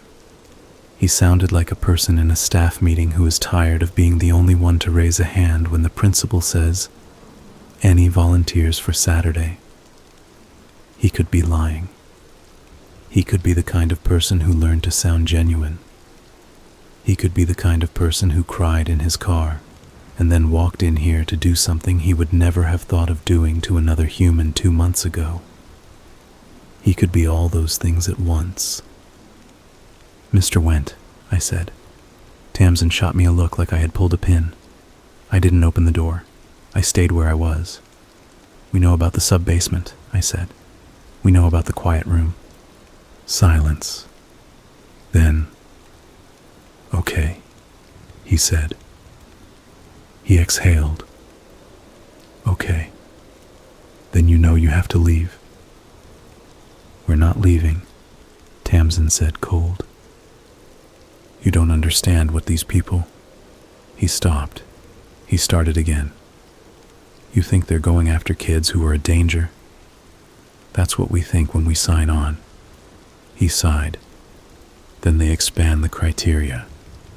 He was telling the truth, or he was rehearsed, or both. It didn't matter. We had to survive this moment without opening the door to a hallway that had grown teeth. "You signed on," I said. "They bring us a training," he said soft. "They bring data. They say the law changed. They say we're covered. They say early intervention saves lives. They say if you don't help and something happens, it's on you. His voice went lower. I've got 2 kids, he said. And then, after a beat, you think I didn't ask questions? We all did. Then they bring a video of a school where something awful happened, and they freeze it on a kid who was missed. They don't say the kid's name. They don't say anything that lets you check. They just let you feel it. And then they hand out the badges. And the heads, Tamsin said. It came out like an accusation. Why the heads?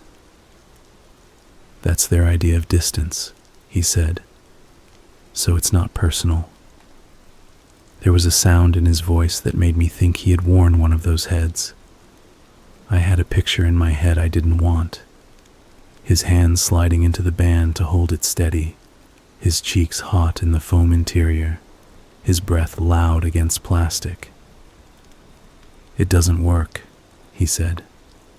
It's still personal. You said you want to help, I said. Prove it. He was quiet for a few seconds. I can get you into the quiet room, he said.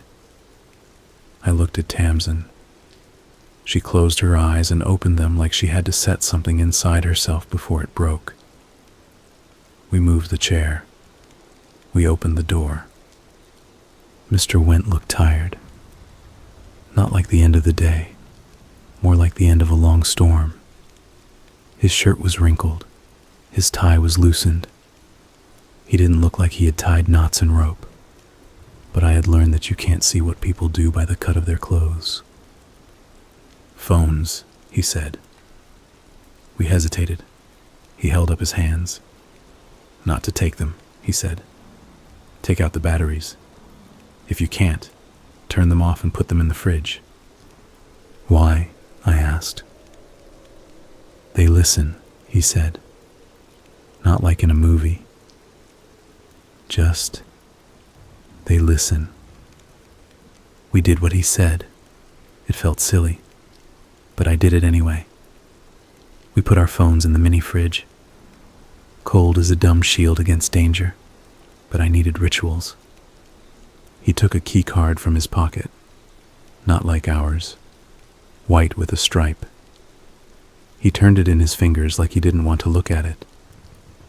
We have to move fast, he said. They're taking an inventory in 15. He led us through the band room and into the hall. He walked like he had done this before. He took us down the side corridor, into the pit, through the roll-up, into the service hall. He knew exactly where the quiet room door was. He swiped the card. The light stayed red. He swiped again. Red. He cursed under his breath. She changed it, he said. The woman? Tamsin said. He nodded. She updates access when she's spooked. I can get to the door but not past it. He looked at us like he was holding something he couldn't carry. I'm sorry. Inside the quiet room, a chair scraped. Done. We were so close I could have put my fingers on the seam of the door and felt the steel. You can help another way, I said. You can get us to the server room. The dashboard, I tapped my bag. I have a photo, but we need a copy. We need names. We need video. He didn't move. He went very still. A person who knows exactly what change like that means. If you take that, he said, they'll come after you. They already are, Tamsin said. Look at him. She tilted her chin at me. Mr. Went's eyes flicked to my face. I must have looked away. He put his hand flat on the door to the quiet room and closed his eyes. Then he took it down and said, Okay. Jess, Dunn said through the door. If you can't get me out, don't get caught in the getting. We're not leaving you, I said. "You might have to," he said. He sounded peaceful when he said it, and I wanted to tear the door off with my hands just to ruin that peace. The server room was up on the admin half floor, back past the copy room, up the staff stairs, through the badge door. We went fast. Went didn't rush. He moved like he had timed the cameras. He paused at corners. He looked around with his whole head, not just his eyes. We got to the glass and he took a key from his pocket. Another white card. Another stripe. He swiped. The door unlocked. The server room was cold like a grocery store. The racks hummed. The tablet on the wall lit when he touched it. The dashboard came up with that simple, clean interface that lies to you about what it's used for. Sentry. Boxes. Dots. "Email it," I said. He shook his head. "Logs every request. She'll see it. We save to a drive." He pulled a thumb drive from his pocket in a motion like a magician. "We don't plug this into the tablet," he said. "We plug it in here." He tapped the bottom of the rack where a port waited like a mouth. He did it. The system chirped. He moved fast through menus like a person who practiced at night when no one watched. I took photos anyway. The dashboard, the list of camera IDs, the footage panel. He pulled up SSB_quiet, and I saw a black and white view of a chair and a table and a white wall. No one in it. He toggled back. The status dot still said occupied. He cursed. "Wrong camera routed," he said. A menu blossomed. He dragged a feed to a slot and snapped it in place, and there he was, Mr. Dunn, sitting with his hands on his fists like he was keeping them from shaking. He looked older in that light. Everyone does. He toggled AUD_PIT. The feed showed the trap and the grid. The woman in the blazer stood on the tape marks, her tablet glowing. The timestamp burned in the corner. It's funny. We don't trust timestamps when they come from kids. We trust them when they come from machines. Went downloaded. The little bar moved too slowly, and then it was done. He named the file something blunt. Sentry_logs. He ejected the drive properly like a person who doesn't invite more problems. He handed it to me. It was warm from his hand and cold from the air in the server room. It was a strange temperature. It felt like the building's pulse. And that's when the door clicked. Not the server room door. The badge door to the half floor. The click that means the system put a lock in place, controlled from somewhere else. Went still again in that controlled way. He looked at the glass, and then at us. "We're not going that way," he said, meaning the front. "There's a maintenance stair," I said. He nodded. He knew. He led us to the back of the room where a panel screwed into the wall was lighter than the others. He pulled it and it swung. A narrow slot. We slipped through. The space beyond was a chute for cables. It went down. It smelled like dust and plastic. We went. We scraped our elbows. We used the phone flashlights even though he told us not to, because we were done being careful and needed to see. At the bottom, a small landing and a metal door with a bar. It opened into the second floor media lab. We stood in the bright room with its rows of computers and the green screen and breathed hard. It felt like hiding in IKEA. We didn't make it to the stairs before the alarm went. Not a fire alarm. A flat sound like a microwave that doesn't stop. The intercom spoke one word in the woman's voice. Containment. Doors down the hall shut. Kids still in after-school things looked around like they'd been told the ride had broken. A teacher said, "What now?" Went shoved us into the Media Lab storage and shut the door. He hissed, "Stay," like you say to a dog who will run into the road just because it's open. He went back out and I heard his voice change to the work voice. "Everyone in here," he said to whoever he saw.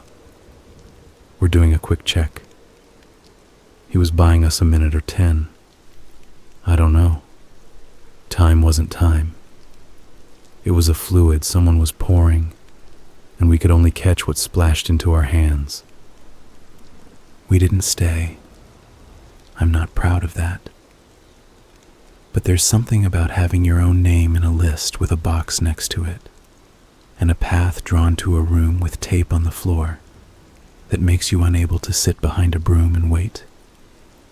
We eased the storage door open. A few kids looked at us and then looked away, following the first rule of survival. Don't be a nail. We took the back door, down the stairs, across the short hall, through the door by the vending machine where the delivery guys bring in chips, into the loading dock corridor. The light at the far end was weird. It was yellow like streetlights. We went toward it and found the door to the back lot propped open with a trash can. Outside, 2 vans idled. No logos. The air smelled like exhaust and leaves. A man I didn't know leaned against the van with his foot on the bumper and looked at his phone. He had a Band-Aid on his thumb. I don't know why I noticed that. Maybe because in movies no one has Band-Aids on their thumbs. We ducked back. Tamsin grabbed my wrist. "We go to your house," she said. "We make copies. We send them everywhere. Then we come back for Dunn and the others." The plan had the right kind of shape. It felt like a raft you make out of doors during a flood. I nodded.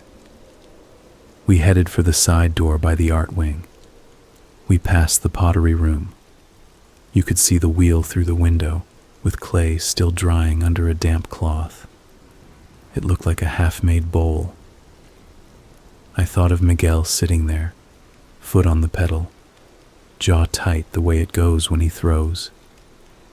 He once told me he likes that clay never lies. It always shows your hand. The side door was unlocked. It shouldn't have been. Nothing should be easy now. We pushed out into the light. The parking lot was mostly empty. A few cars. The sky going gold in a way that made me angry again, because it should be gray when things like this happen. Not pretty. Across the lot, under the maples, a woman stood. Not the Blazer woman. A parent, maybe. She held her phone up like she was recording the building. Then she looked at me and moved her phone so the lens pointed down. It was a small gesture. It meant I see you. It meant I won't make you visible. I held up my hand in a small spiral, a thank you in a sign language I was making up as I went. She nodded. We walked. We didn't make it to the sidewalk. A figure stepped from behind a pillar by the entrance, mask on, the bobcat head. It looked ridiculous and wrong and terrible. He didn't lunge. He walked. Behind us, another figure stepped out. The torch. Sideways, near the bike racks, the smiling flute. They didn't run. They moved in a triangle, not tight, loose, like they had done this enough times to not need to be crisp. You can tell when people are following instructions they don't believe in. They move stiff. These weren't stiff. That scared me more. "Don't," Tamsin said to me. "Don't run." I didn't. Running would make me a story in their training video. We kept walking, slow. The bobcat lifted a hand, open, like he was asking us to give something back. The torch turned its head like it was listening to an earpiece inside the foam. The flute stood very still. I could see a sliver of neck under the fabric. These were people. That didn't help. "Stop there," said a voice behind the mask. It wasn't the woman, not the suit man. It was Mr. Heath. We stopped. I tried to remember if he had ever said my name with warmth. I couldn't. He said, "We need to talk." He made it sound like detention. "What about?" I said, because pretending to be dumb is sometimes the only way to make people tell you what they plan. "About choices," he said. "About keeping others safe." That word again, safe, like a brand.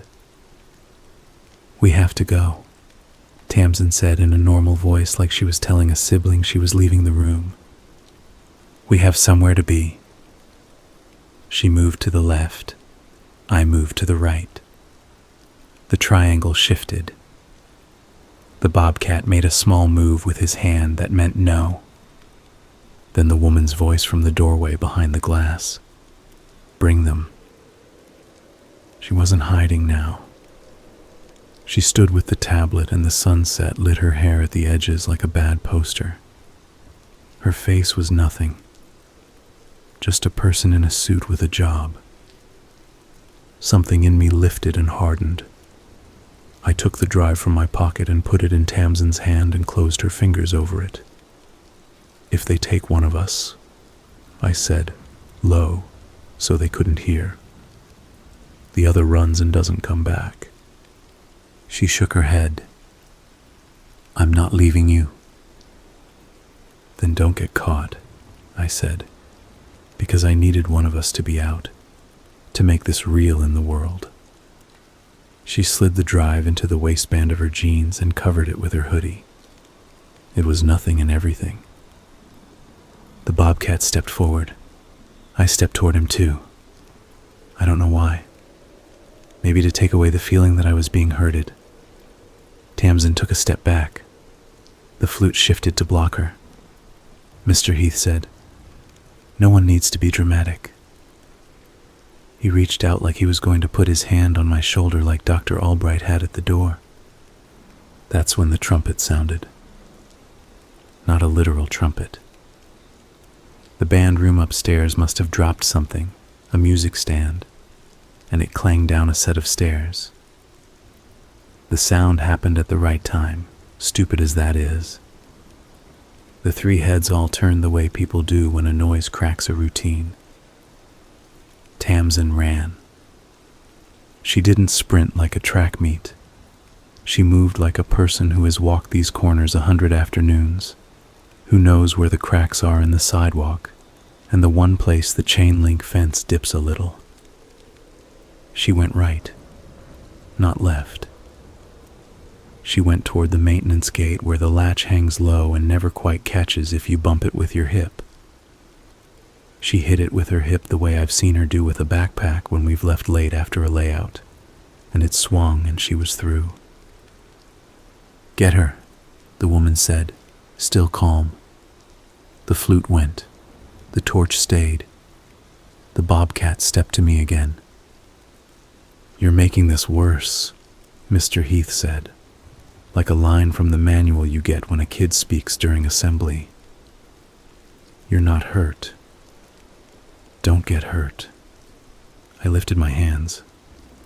"You do that because you see it in videos. It didn't change anything." The bobcat put his hand on my arm. I could feel the pressure through the fur of the costume. It made my skin crawl. Not because of the contact, because the hand was steady. I looked past him, toward the maintenance gate. I didn't see Tamsin.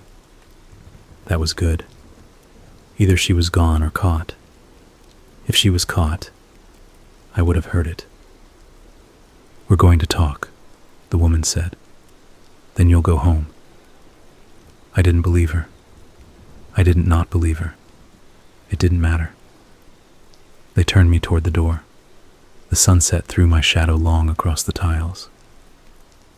In my shadow, my head looked like a mascot's too. I laughed once, not because anything was funny, because my body needed a sound, and that's the sound it chose. They took me inside. They didn't put me in the quiet room. They took me to the auditorium, up the side aisle, onto the stage. The tape grid waited. The trap was closed again, but I could see the seam. The bobcat let go of my arm. The torch stayed in the wings. Heath stood at the edge like he was watching a student present at a talent show. The woman stood with her tablet. She looked at me the way you look at a problem set. Not cruel, not kind. Curious, like this was interesting. She said my name. I didn't look at her. I looked at the trap. "Why are you doing this?" I asked. "We told you," she said. "Safety." "For who?" I said. She didn't answer. She looked at the suit man who had appeared from the house. He nodded. He looked older than he had in the afternoon. The day had a way of using people up. "Where is Mr. Dunn?" I said. "In a safe place," she said, and the words made my throat close. "You have a room called Quiet," I said. "You have tapes on the floor. You have heads on teachers. Do you hear yourself?" My voice shook then, but I didn't care. Shaking isn't the same as breaking. She looked down at the tablet. "You hacked our system," she said. It wasn't a question. I didn't correct her. She glanced at the suit man like a dance step they'd done before. "We can manage that," she said. "We have redundancies." The door to the wings opened. Mr. Went appeared. He looked at me. He looked at the woman. He looked at the trap. He's the person who laughs at dumb jokes, the one who burns magnesium ribbon with a lighter like a kid at a campfire. And right then he looked like a man who has done something he can't undo, and has decided he will do something next that he also can't undo. He said, "This isn't what we signed." The woman didn't even glance. "You signed exactly this," she said. He stepped onto the stage. Heath moved to block him. Went around him like water.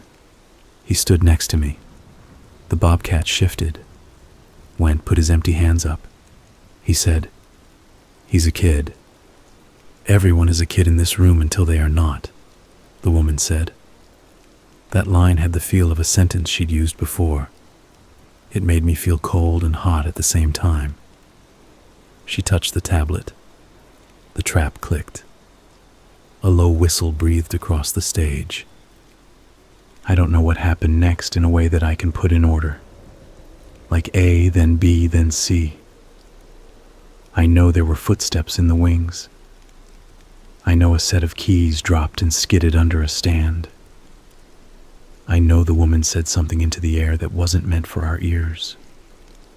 I know my name sounded again from somewhere not in the room. Maybe the intercom. Maybe my head. I know Went reached for my wrist.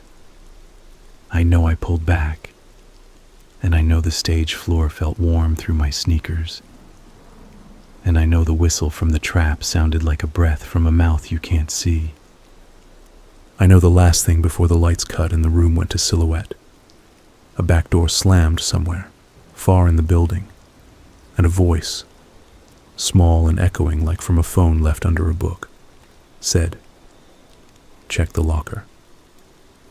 Bottom shelf." And then the lights died, not like a switch, like a system cut. The stage went black. The exit signs glowed. The woman said, "Don't let him move." Hands reached for me. I moved anyway. In the dark, the building held its breath again. The same way it did in the library that first morning. The same way it did at the start of this. You learn the body of a place. You learn its stops and starts. The school held its breath and counted down to something I couldn't see. I ran. When the lights cut, I didn't think about hero speeches or plans. I went where my feet knew, off the tape grid, into the wing, past the rope fly, down the narrow stairs to the green room and through the door the custodians forget to latch because the latch sticks. I heard 2 sets of steps behind me and 1 above. Someone yelled to hold position. I kept going. The dark helped me because I know this place in the dark. I counted door frames with my shoulder. 1, 2, the one that's swollen and scrapes. I cut left into the storage, pushed through the cloud of old paint and paper dust, and came out in the short hall to the roll-up door. It was half down again. I dove under. My hoodie caught, and I left a strip of fabric there like a shed skin. I ran toward the science corridor and almost slammed into a cart they'd parked sideways as a barrier.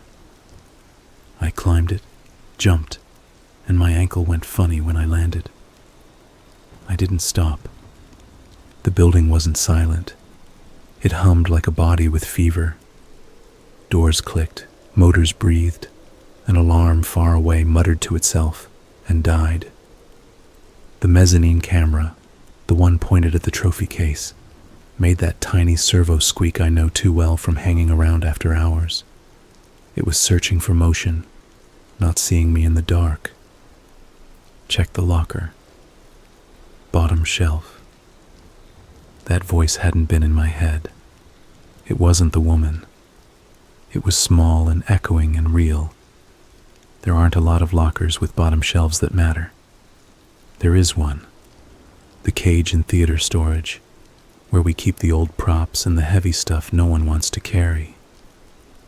I doubled back, cut behind the stage through the service corridor, found the metal door with the handle instead of the bar, and slid into the boxy smell of plywood and gaffer tape.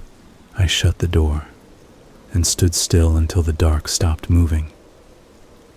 I could hear something in the next room that might have been a radio, or someone breathing through cloth. I kept low. I felt with my hands for the shelf we stack flats against. Bottom shelf. There was a plastic bin there with a cracked lid. I eased it open. Inside, wrapped in a cut-up sweatshirt, were a few things that didn't belong to us. A white badge with a vertical stripe, a short bolt cutter with paint flecks, a coil of zip ties, and a ring of keys so heavy it pulled my wrist down. I let out a breath that hurt on the way out. Whoever left this knew what we needed, and also what we would be too scared to carry. Someone had put the weight here for me. I didn't know who. I didn't think about that yet. I slid the white badge into my back pocket. I clipped the keys to my belt loop, and the weight nearly pulled my pants down. I tucked the bolt cutter under my hoodie. The zip ties I left. I didn't want to know why I might need them. I went for the quiet room. The path was muscle memory now. Roll up, service corridor, staging. The coffee ring was back on the table, like time had rewound and left a stain. The clipboards were gone. The door to the quiet room sat dumb and square and mean. I swiped my cheap card first out of habit. Red. I swiped the white badge. Green. The click was small and polite. Jess? Dunn said through the door. I heard the careful hope in it, like he was asking for a glass of water and trying not to make it a whole thing. It's me, I said, and opened it. He was alone in a small chair at a small table like a child in a playroom that forgot to bring toys. He had his tie off and his collar open, and his hands folded the way you fold them at church when you've promised yourself you'll listen. His eyes were wrong, like the color had been rinsed from them. Let's go, I said. He stood and his legs trembled the way they do after you've been sitting on a gym floor too long. He put a hand on my shoulder for balance, and I felt the old chalk dust in his sleeve, even though there hasn't been chalk in the Latin room for years. It made me want to cry for a second, and then it passed. We stepped into the staging room and the woman's voice came off the ceiling. Hold. Not to us. To someone on a radio. Feet hit the stairs in a tight rhythm. Dunn made a small sound in his throat that I'd only heard when someone misdeclined a noun in class. I grabbed his sleeve and pulled him toward the narrow, unlabeled door we'd used before. He moved with me without argument. The old teacher move, trusting the kid who has the hallway map. We were halfway to the service corridor when a figure in a mascot head stepped out of a side room and blocked us. Torch. Close enough that I could see where the mesh in the mouth was stretched from use. The person inside took a step forward and raised both hands like a crossing guard. No words. The silence made it worse. Move, I said. It sounded weak, but I didn't have another sound. The torch reached for my arm. I ducked without thinking and went for the fire extinguisher cabinet on the wall. Those things are hard to open unless you know to put your thumb in the latch, twist, and pull hard. I know. I did. The extinguisher hit my palms cold and heavy. The torch grabbed the strap of my backpack and yanked. The strap broke and I went sideways into the wall. Dunn took the extinguisher from my hands like he was taking a pointer and turned with a speed that didn't look like his body should have. He swung it once, straight across. It made a sound like a bell. The torch staggered. Dunn swung again. This time the head spun and the person inside went down hard on the tile, arms bent under wrong, and stayed down. Dunn's chest heaved. He looked at me, and then at the figure on the floor. "We go," he said, hoarse. I nodded and we went. That was the first time I saw one of them fall. It didn't feel like a victory. It felt like when you slip on ice and hit your tailbone and your teeth click and you taste metal. You get up because you have to, not because you're proud of how you fell. We slid into the service corridor. It was hot and close. The ductwork hummed. Behind us, someone shouted, then stopped, like a hand over a mouth. We came out the roll-up into the pit room, and I killed the light because I didn't want to give them more to aim at. In the dark, we moved by hand against cinder block, and the kind of instinct you get after years of running lines back here. "Where?" Dunn whispered. "Out," I said, which wasn't a plan. Then to the newsroom. Then away. I think Tamsin got out. "Good," he said. "She runs fast." I don't know how he knew that. Maybe he'd stood at the door near the track after school the way teachers do, watching kids move like water around a bend. Maybe he just knew Tamsin. We hit the auditorium wings again. The stage lights were still out. The house glowed weak with the exit signs and the little LEDs along the aisles. Someone moved up there, slow, not a rush, a deliberate gather. I froze. Dunn stopped with me and put a hand against the wall to keep his balance. The hand left a print in dust. I hated that it might help someone trace us later. We went the other way, toward the practice rooms. We took the back stairs. On the landing, Mr. Went stood with both hands open like he didn't want to spook us. His tie was gone. He looked like a person who has decided something and regrets it at the same time. "Go down 2 and cut by the flex lab," he said low. "They've got the main back doors covered." "You said you'd help," I said. I didn't mean it as a test. It came out that way anyway. He nodded at Dunn. "You did." "Then come with us," I said. He shook his head, and I knew what that meant. He had opened a door he couldn't close, and now he was going to stand there and take what came through, because that's how he thinks you keep kids from catching it. He put a hand on my shoulder the way Coach Alvarez used to when I cut through the gym, and he wanted me to know he'd seen me. "Don't be a hero," he said. I wanted to say too late. I didn't. We went. We made it to the Flex Lab. The lights were on. 2 kids were in there, stuck by the lockdown's last gasp, leaning against the counter with bowls of cereal, because the after-school program keeps microwaves and milk in a mini fridge. They looked at us like we were part of a show.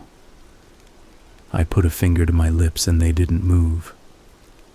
As we slipped past, one of them pointed at Dunn and mouthed, "You okay?"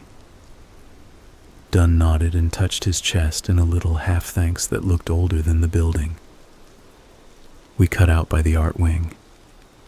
The door was propped again with the same trash can.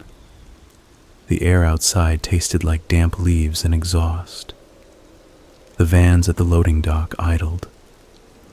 In the far lane, a county cruiser rolled up slow, and then stopped like whoever was in it had just remembered something and decided not to be part of any of this. The woman in the blazer stood on the top step, looking down the sidewalk like she was waiting for a car that would bring her coffee. We went the other way, toward the baseball diamond. Nobody watches there after dark, but the bats and the one unfixed security camera that points at the sky, because someone bumped it last year and nobody fixed it. Halfway to the maintenance gate, a figure in the bobcat head appeared between the equipment shed and the chain link. He saw us and broke into a jog.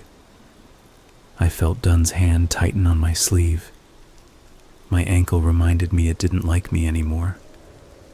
We ran anyway. The bobcat had longer legs. He ate ground. I could feel the way he moved through the way the grass shivered at the edges of my sight. As we reached the gate, I hit the latch with my hip the way Tamsin taught me. It didn't slide. Of course, the one time they fixed something. I ducked, got my hand around the chain, and yanked. It bit my palm and I tasted that coin taste again. The bobcat reached the other side of the fence and grabbed a handful of my hoodie through the chain. I shoved the bolt cutter into the gap and bit down on the smallest link. It fought me. I fought back. The cutter slipped.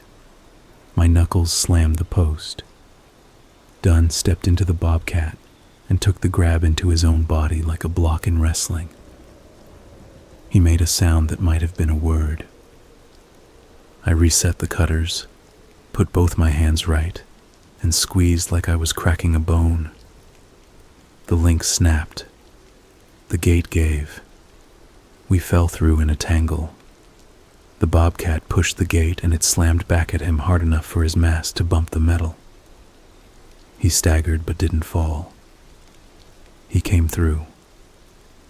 I grabbed the cutters with both hands and held them out like a jaw. The bobcat stopped because people stop when faced with a tool pointed the wrong way. That pause, half a heartbeat, was enough. Dunn pulled me, and we cut left behind the hedges toward the tech loading ramp none of the kids use because it smells like mops. The bobcat wasn't far behind. His foam head hit branches and leaves stuck to the cheeks. The image was ridiculous in a way that made my chest twist. We cleared the ramp and hit the asphalt. The door to the custodial hallway was open a crack. We slid in and pulled it behind us. The lock snicked. The bobcat hit the other side, and the door groaned but held. For a second we all breathed against wood. Us on one side, him on the other, the same air between. Then he moved on, because they are trained to move on, because the plan had times, because the woman had a tablet. We took the long way out, along the dark ribs of the school where the air smells like detergent and floor polish. A custodian stood in the hallway with his hands in his pockets and looked at his shoes as we passed.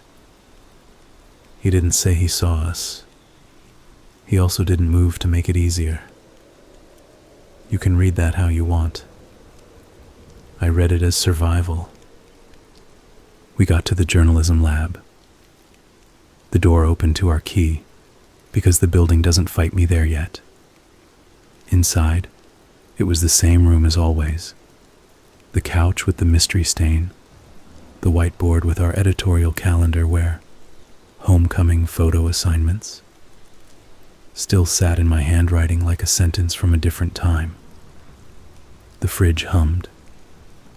Our phones were inside. I took mine out and powered it up. It grabbed the network and buzzed so hard I thought it would walk off the table. Messages stacked. The first one I opened was from Tamsin. She wrote, "Out. I'm good. Drive is duplicated. Sending to board, city paper, ACLU, 3 teachers I trust, 2 school moms who scare even principals. Meet Point Delta." Her next text was a pin drop for the playground behind the public library. Then another, "Do not be a hero." I typed, "I'm with Dunn. We're coming." She sent one more, "Be loud." I understood. If we went quiet now, they'd erase us in the gaps between rooms and nobody would hear the echo. If we made noise, their plan had to flex in public. Flexing breaks things. I grabbed the school camera, a DSLR with a long strap, and the audio recorder we use for interviews. Dunn looked at me like he wanted to ask if that was really the priority. I clipped the recorder to my hoodie string so the mic sat at my chest and hit record.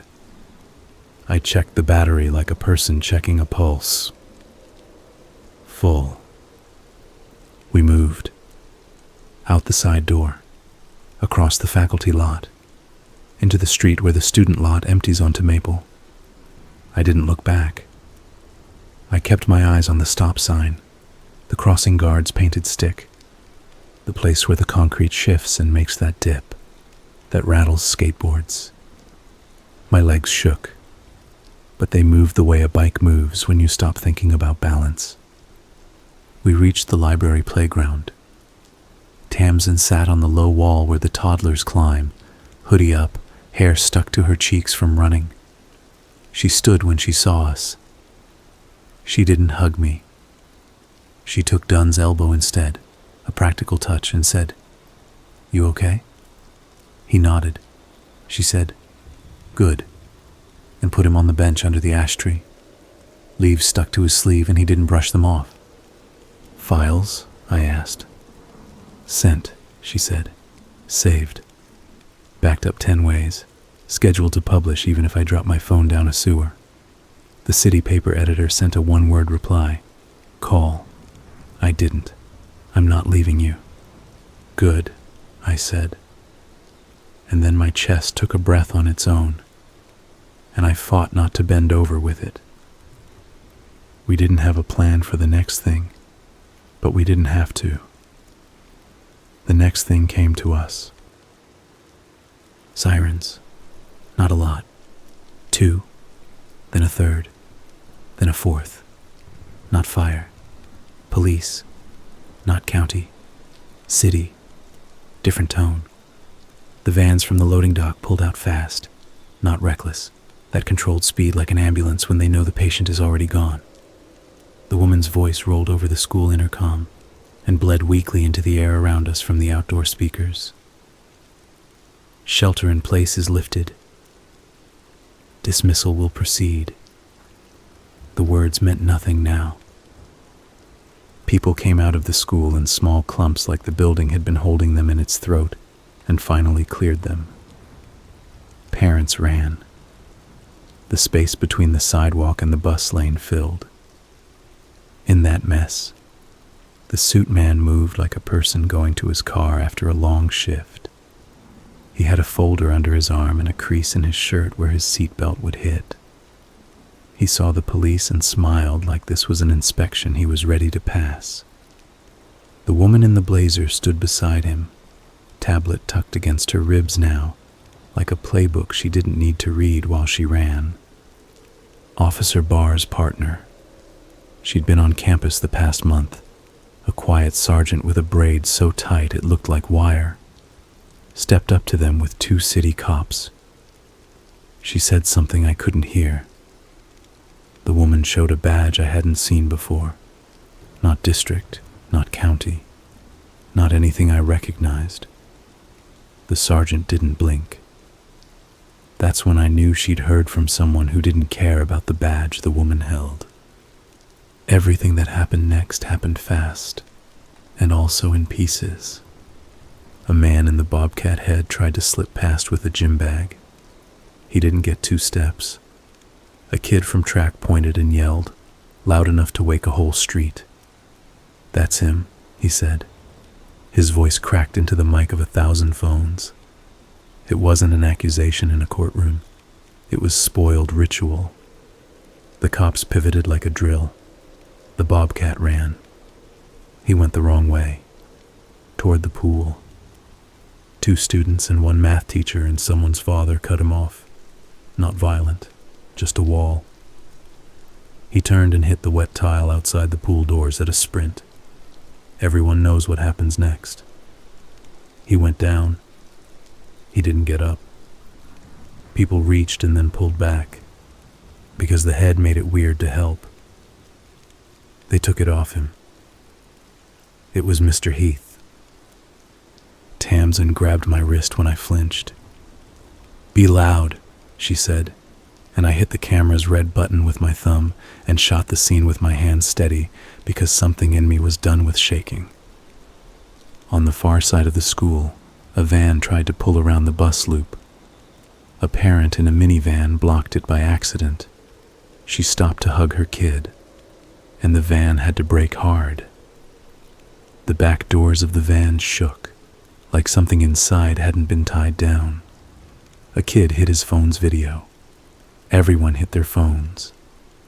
The woman in the blazer spoke into her tablet. She was still calm. Her calm was a costume she didn't take off. The suit man saw the cameras and smiled again, like he had something to play. He raised his hands the way administrators do when they want to frame a message. He opened his mouth. He never got to speak. Mr. Went came out the side door at a run and went straight for him.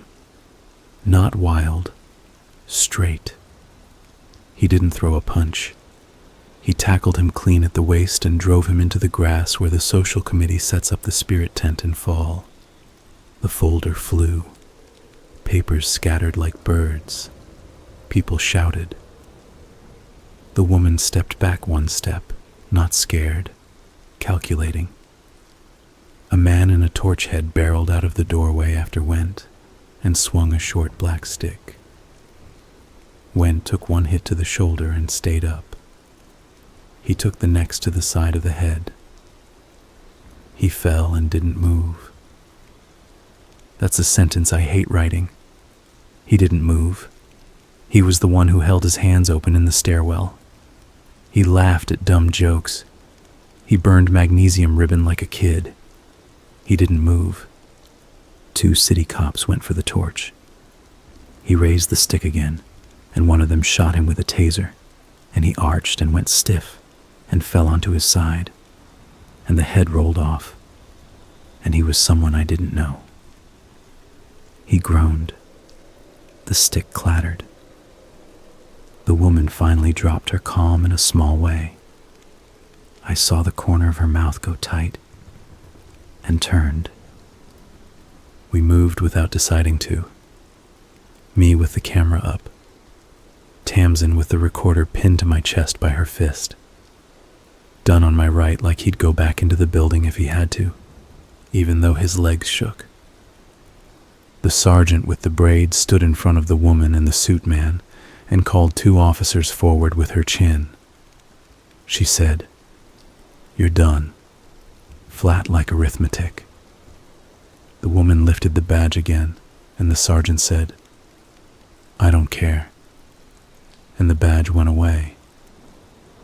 The suit man tried to say something about contracts. It sounded like air from a ball someone sat on. No one listened. Behind us, in the pool hall, someone screamed in a way that isn't for attention. It cut across everything. It made the heads turn, even the ones in control. A rush of people moved toward it, and then stalled because so many feet in that tile space make a terrible noise, and the tiles get slick and everything gets dangerous. I don't know exactly what happened in there. I didn't go in.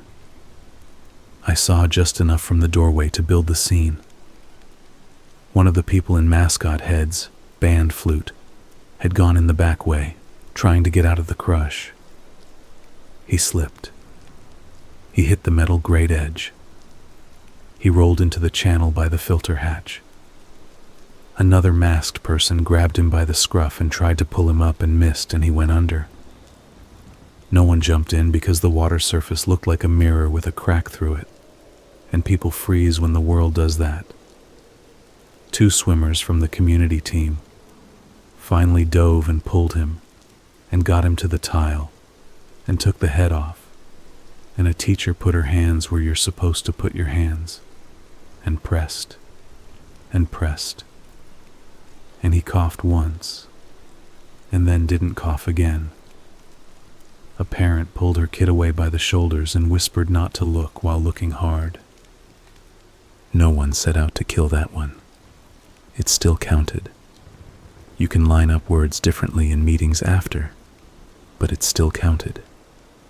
Everything sped up and also broke. Radios squealed. The vans peeled and were boxed by cruisers that moved like chess pieces. The woman tried to slip along the brick curve of the office window with her eyes down like she was just another adult on a bad day. A kid with braces stepped in front of her and said, loud and plain, "You hurt my friend." And that was the line that broke the quiet part of this thing for good. The crowd got loud in the way a crowd does when the simple story finally belongs to them. More officers. Not school cops, not our sergeant and her braid. City, county, suits we don't see in our hallways unless there's a board vote. A man with a tablet of his own. A woman from the city paper with her hair clipped back and a mic with a foam cover. A live truck. The voice from the loudspeakers died. Sentry's quiet dashboard got dragged out of its glass room and into daylight. We had files. Tamsin had sent them. But paper means little without faces. Now we had faces, and one of those faces was Mr. Heath, pants wet from the pool, breath coming in scared little bursts, looking like a person who had told himself a story about being on the right side and then ran out of words. They put cuffs on the torch who hit Went. They put cuffs on the bobcat who's really Heath.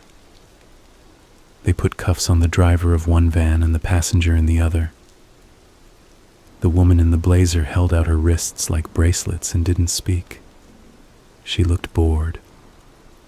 That bored look broke something in me in a small way. Not because it hurt me, because it told me she didn't think we mattered enough to feel anything about us. They didn't cuff the suit man right away, he argued. He used words like authorization and federal and grant. The sergeant ran out of patience. She said, "People are dead." And the word dead landed like a bag of sand and stayed on the ground. He finally shut up. An ambulance took Mr. Went. 2 students stood under a tree and sobbed without sound, and then with sound. A coach I didn't know held a towel to the head of the flute who went under and didn't look up when anyone asked questions. Mr. Dunn sat on the curb near the crosswalk where I first saw him 2 days ago and put his hands in his hair and kept them there. Tamsin filmed, face blank. The way you have to when the thing you love, story, shows you something you'll never be rid of. You think it ends there. It doesn't.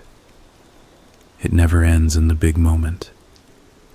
They had a board meeting 2 nights later in the high school auditorium because our middle school doesn't have enough seats. They tried to make it about process. People came anyway. Parents spoke. Teachers spoke. A kid from the alternative high school, where my brother went, spoke with both hands shaking and said a list of names with dates like a roll call at a memorial run. The superintendent said words about safety and community and moving forward. A lawyer said words about litigation. A woman from the city paper read lines from the logs we pulled because she got them with the same drive Tamsin sent. Her voice didn't waver.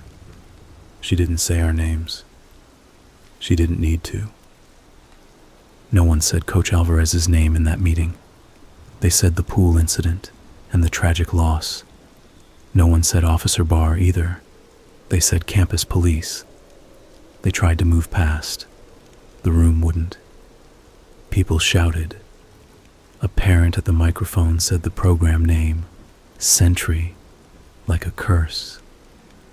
The board president banged his little hammer and looked like a man trying to keep his grocery list dry in a storm. The sergeant with the braid sat halfway back and didn't speak. She didn't have to. She had done what she could do the day it mattered. We printed a paper that week. We didn't wait for the district print shop.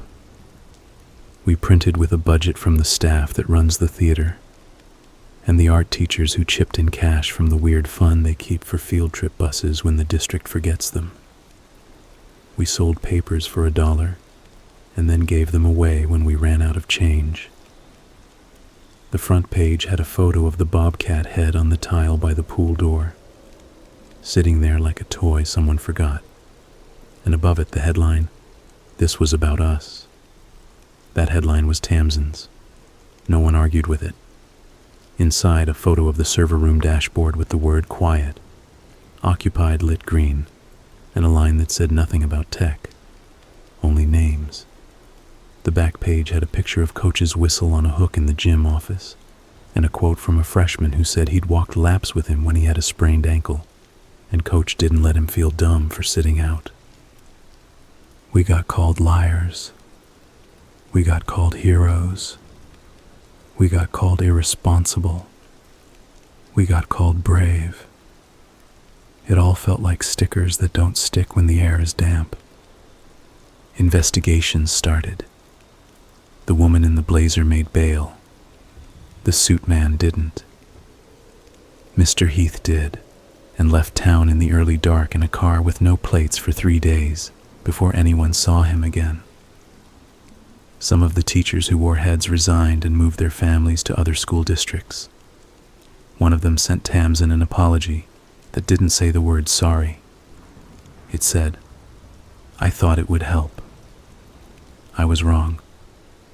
We printed that line too, without the name, because it was the only honest sentence from their side that didn't try to sell us a product called closure. Not everyone lived. That's the part the speeches can't clean. Mr. Wendt didn't make it. He died that night. The paper ran his photo in a black frame. The district sent an email that said he had worked here 1 semester and would be remembered for his commitment to safety, which is a line that made me put my fist through my pillow, because it wasn't just silly, it was insult. We wrote our own line under his picture. He burned magnesium ribbon like a kid, and he laughed when you burned your pancakes in the lab. I don't know if that makes sense to anyone who didn't sit at his lab bench. It made sense to us. They asked me to speak at his memorial. I said no, and then said yes, because I couldn't stop seeing him telling me not to be a hero in the stairwell. I said into the mic that he stood between us and a stick and took 2 hits, And the person with the stick isn't the only person who should be ashamed. The room was quiet in a way that wasn't polite. It was the kind of quiet that takes something in and doesn't spit it out right away. Mr. Dunn went back to class a week later. He wore a regular tie. He wrote Amo, Amas, Amat on the board and underlined them like always. He didn't make eye contact for the first 10 minutes. Then he caught me looking, and he nodded at me once, like we were in on a joke together that no one else would ever need to hear. After school, he walked the long way around the building, past the auditorium doors that still had tape X's from the night they locked us in. He put his hand on the glass like he had that morning when I stood outside. He took it away and didn't look at his palm to see if it left a print. I kept hearing the intercom pop in empty rooms for a while. In the library early, in the hallway when lights are on auto and the air is cold and the linoleum shines, in the back of the auditorium when you stand close to the fly and the ropes tremble for no reason. I slept badly, and when I did sleep I dreamed of the quiet room chair with the strip of tape on the floor and the words "sit here." In the morning, my mouth tasted like coins. It went away slowly. Some days it comes back without asking. People ask if the murder stopped after the program went public. They did. Not because someone passed a law, because people looked. It turns out you can lower the risk a lot by making sure everyone sees what is being done in their name. The district shrugged and said it was a pilot program gone wrong and promised to review oversight. It's tidy language. It fits in a paragraph you can email. It doesn't cover faces. It doesn't catch the way kids look at the trapdoor now when they stand on stage to sing about winter or hold their diplomas. I don't want to make this sound like we won a movie. We didn't. Coach is still dead. Bar 2. Mr. Went. The custodian who didn't move fast enough when someone shouted near the pool hit his head and now speaks slowly and gets lost between the cafeteria and the copy room. The flute kid who got pulled from the water transferred to the other high school in town, and I saw him last week at the bus stop with his hood up and his hands deep in his pockets, like he needed to hold his ribs in place. He looked past me like I was a window.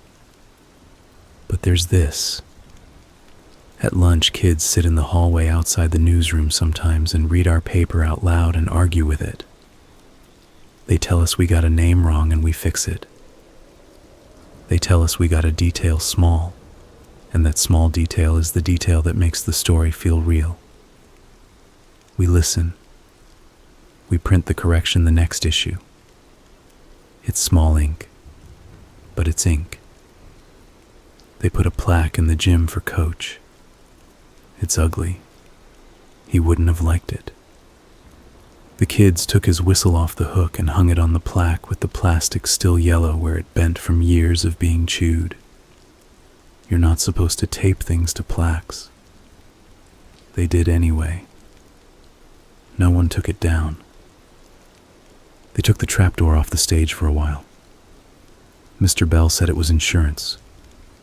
He smiled when he said it, and we all laughed like the surface of a pond when you toss a stone in. Ripples, then still. When the musical needed the pit again, we used it. The first time the whistle sound came when the pressure released, a girl in chorus flinched and then sang louder.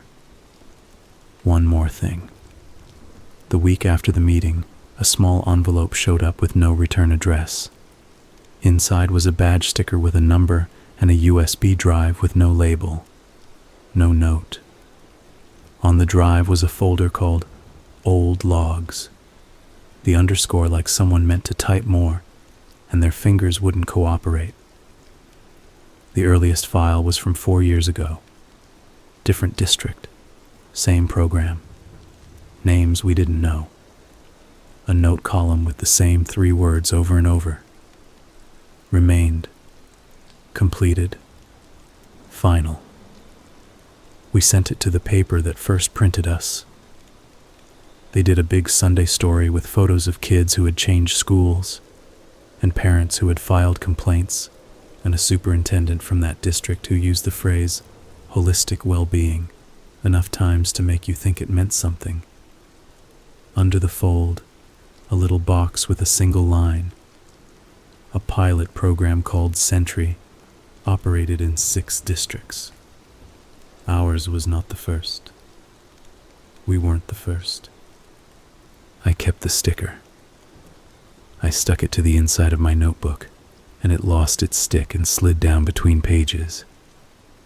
It shows up when I turn the paper and scares me for a second, and then makes me smile because a sticker doesn't mean anything unless someone lets it. I didn't. I still walk the building early. It's a habit I can't break. I still know which doors are hung wrong in humidity, and which teachers put a coin in the lock to keep it from latching, even though they're not supposed to. I still hear the intercom pop sometimes, and now when I do, I look at it and say out loud, "Not today." And sometimes I swear the room breathes out. That's probably just me. I don't need anyone to prove it isn't. The last time I saw the woman in the blazer was in a photo on a news site 6 months later, walking into a courthouse with her jaw set and her coat open to show a blouse that cost more than my mom's car payment. The caption called her a consultant. They didn't say her name. We used it in our paper. Names matter. You print them when it costs you something. If you're waiting for me to say I feel safe now, I won't. I don't. I feel alert. I feel the way you do crossing a street where someone once didn't stop. You look both ways 1 extra time. You look for motion you can't hear. You learn your building's body and keep learning it as it changes.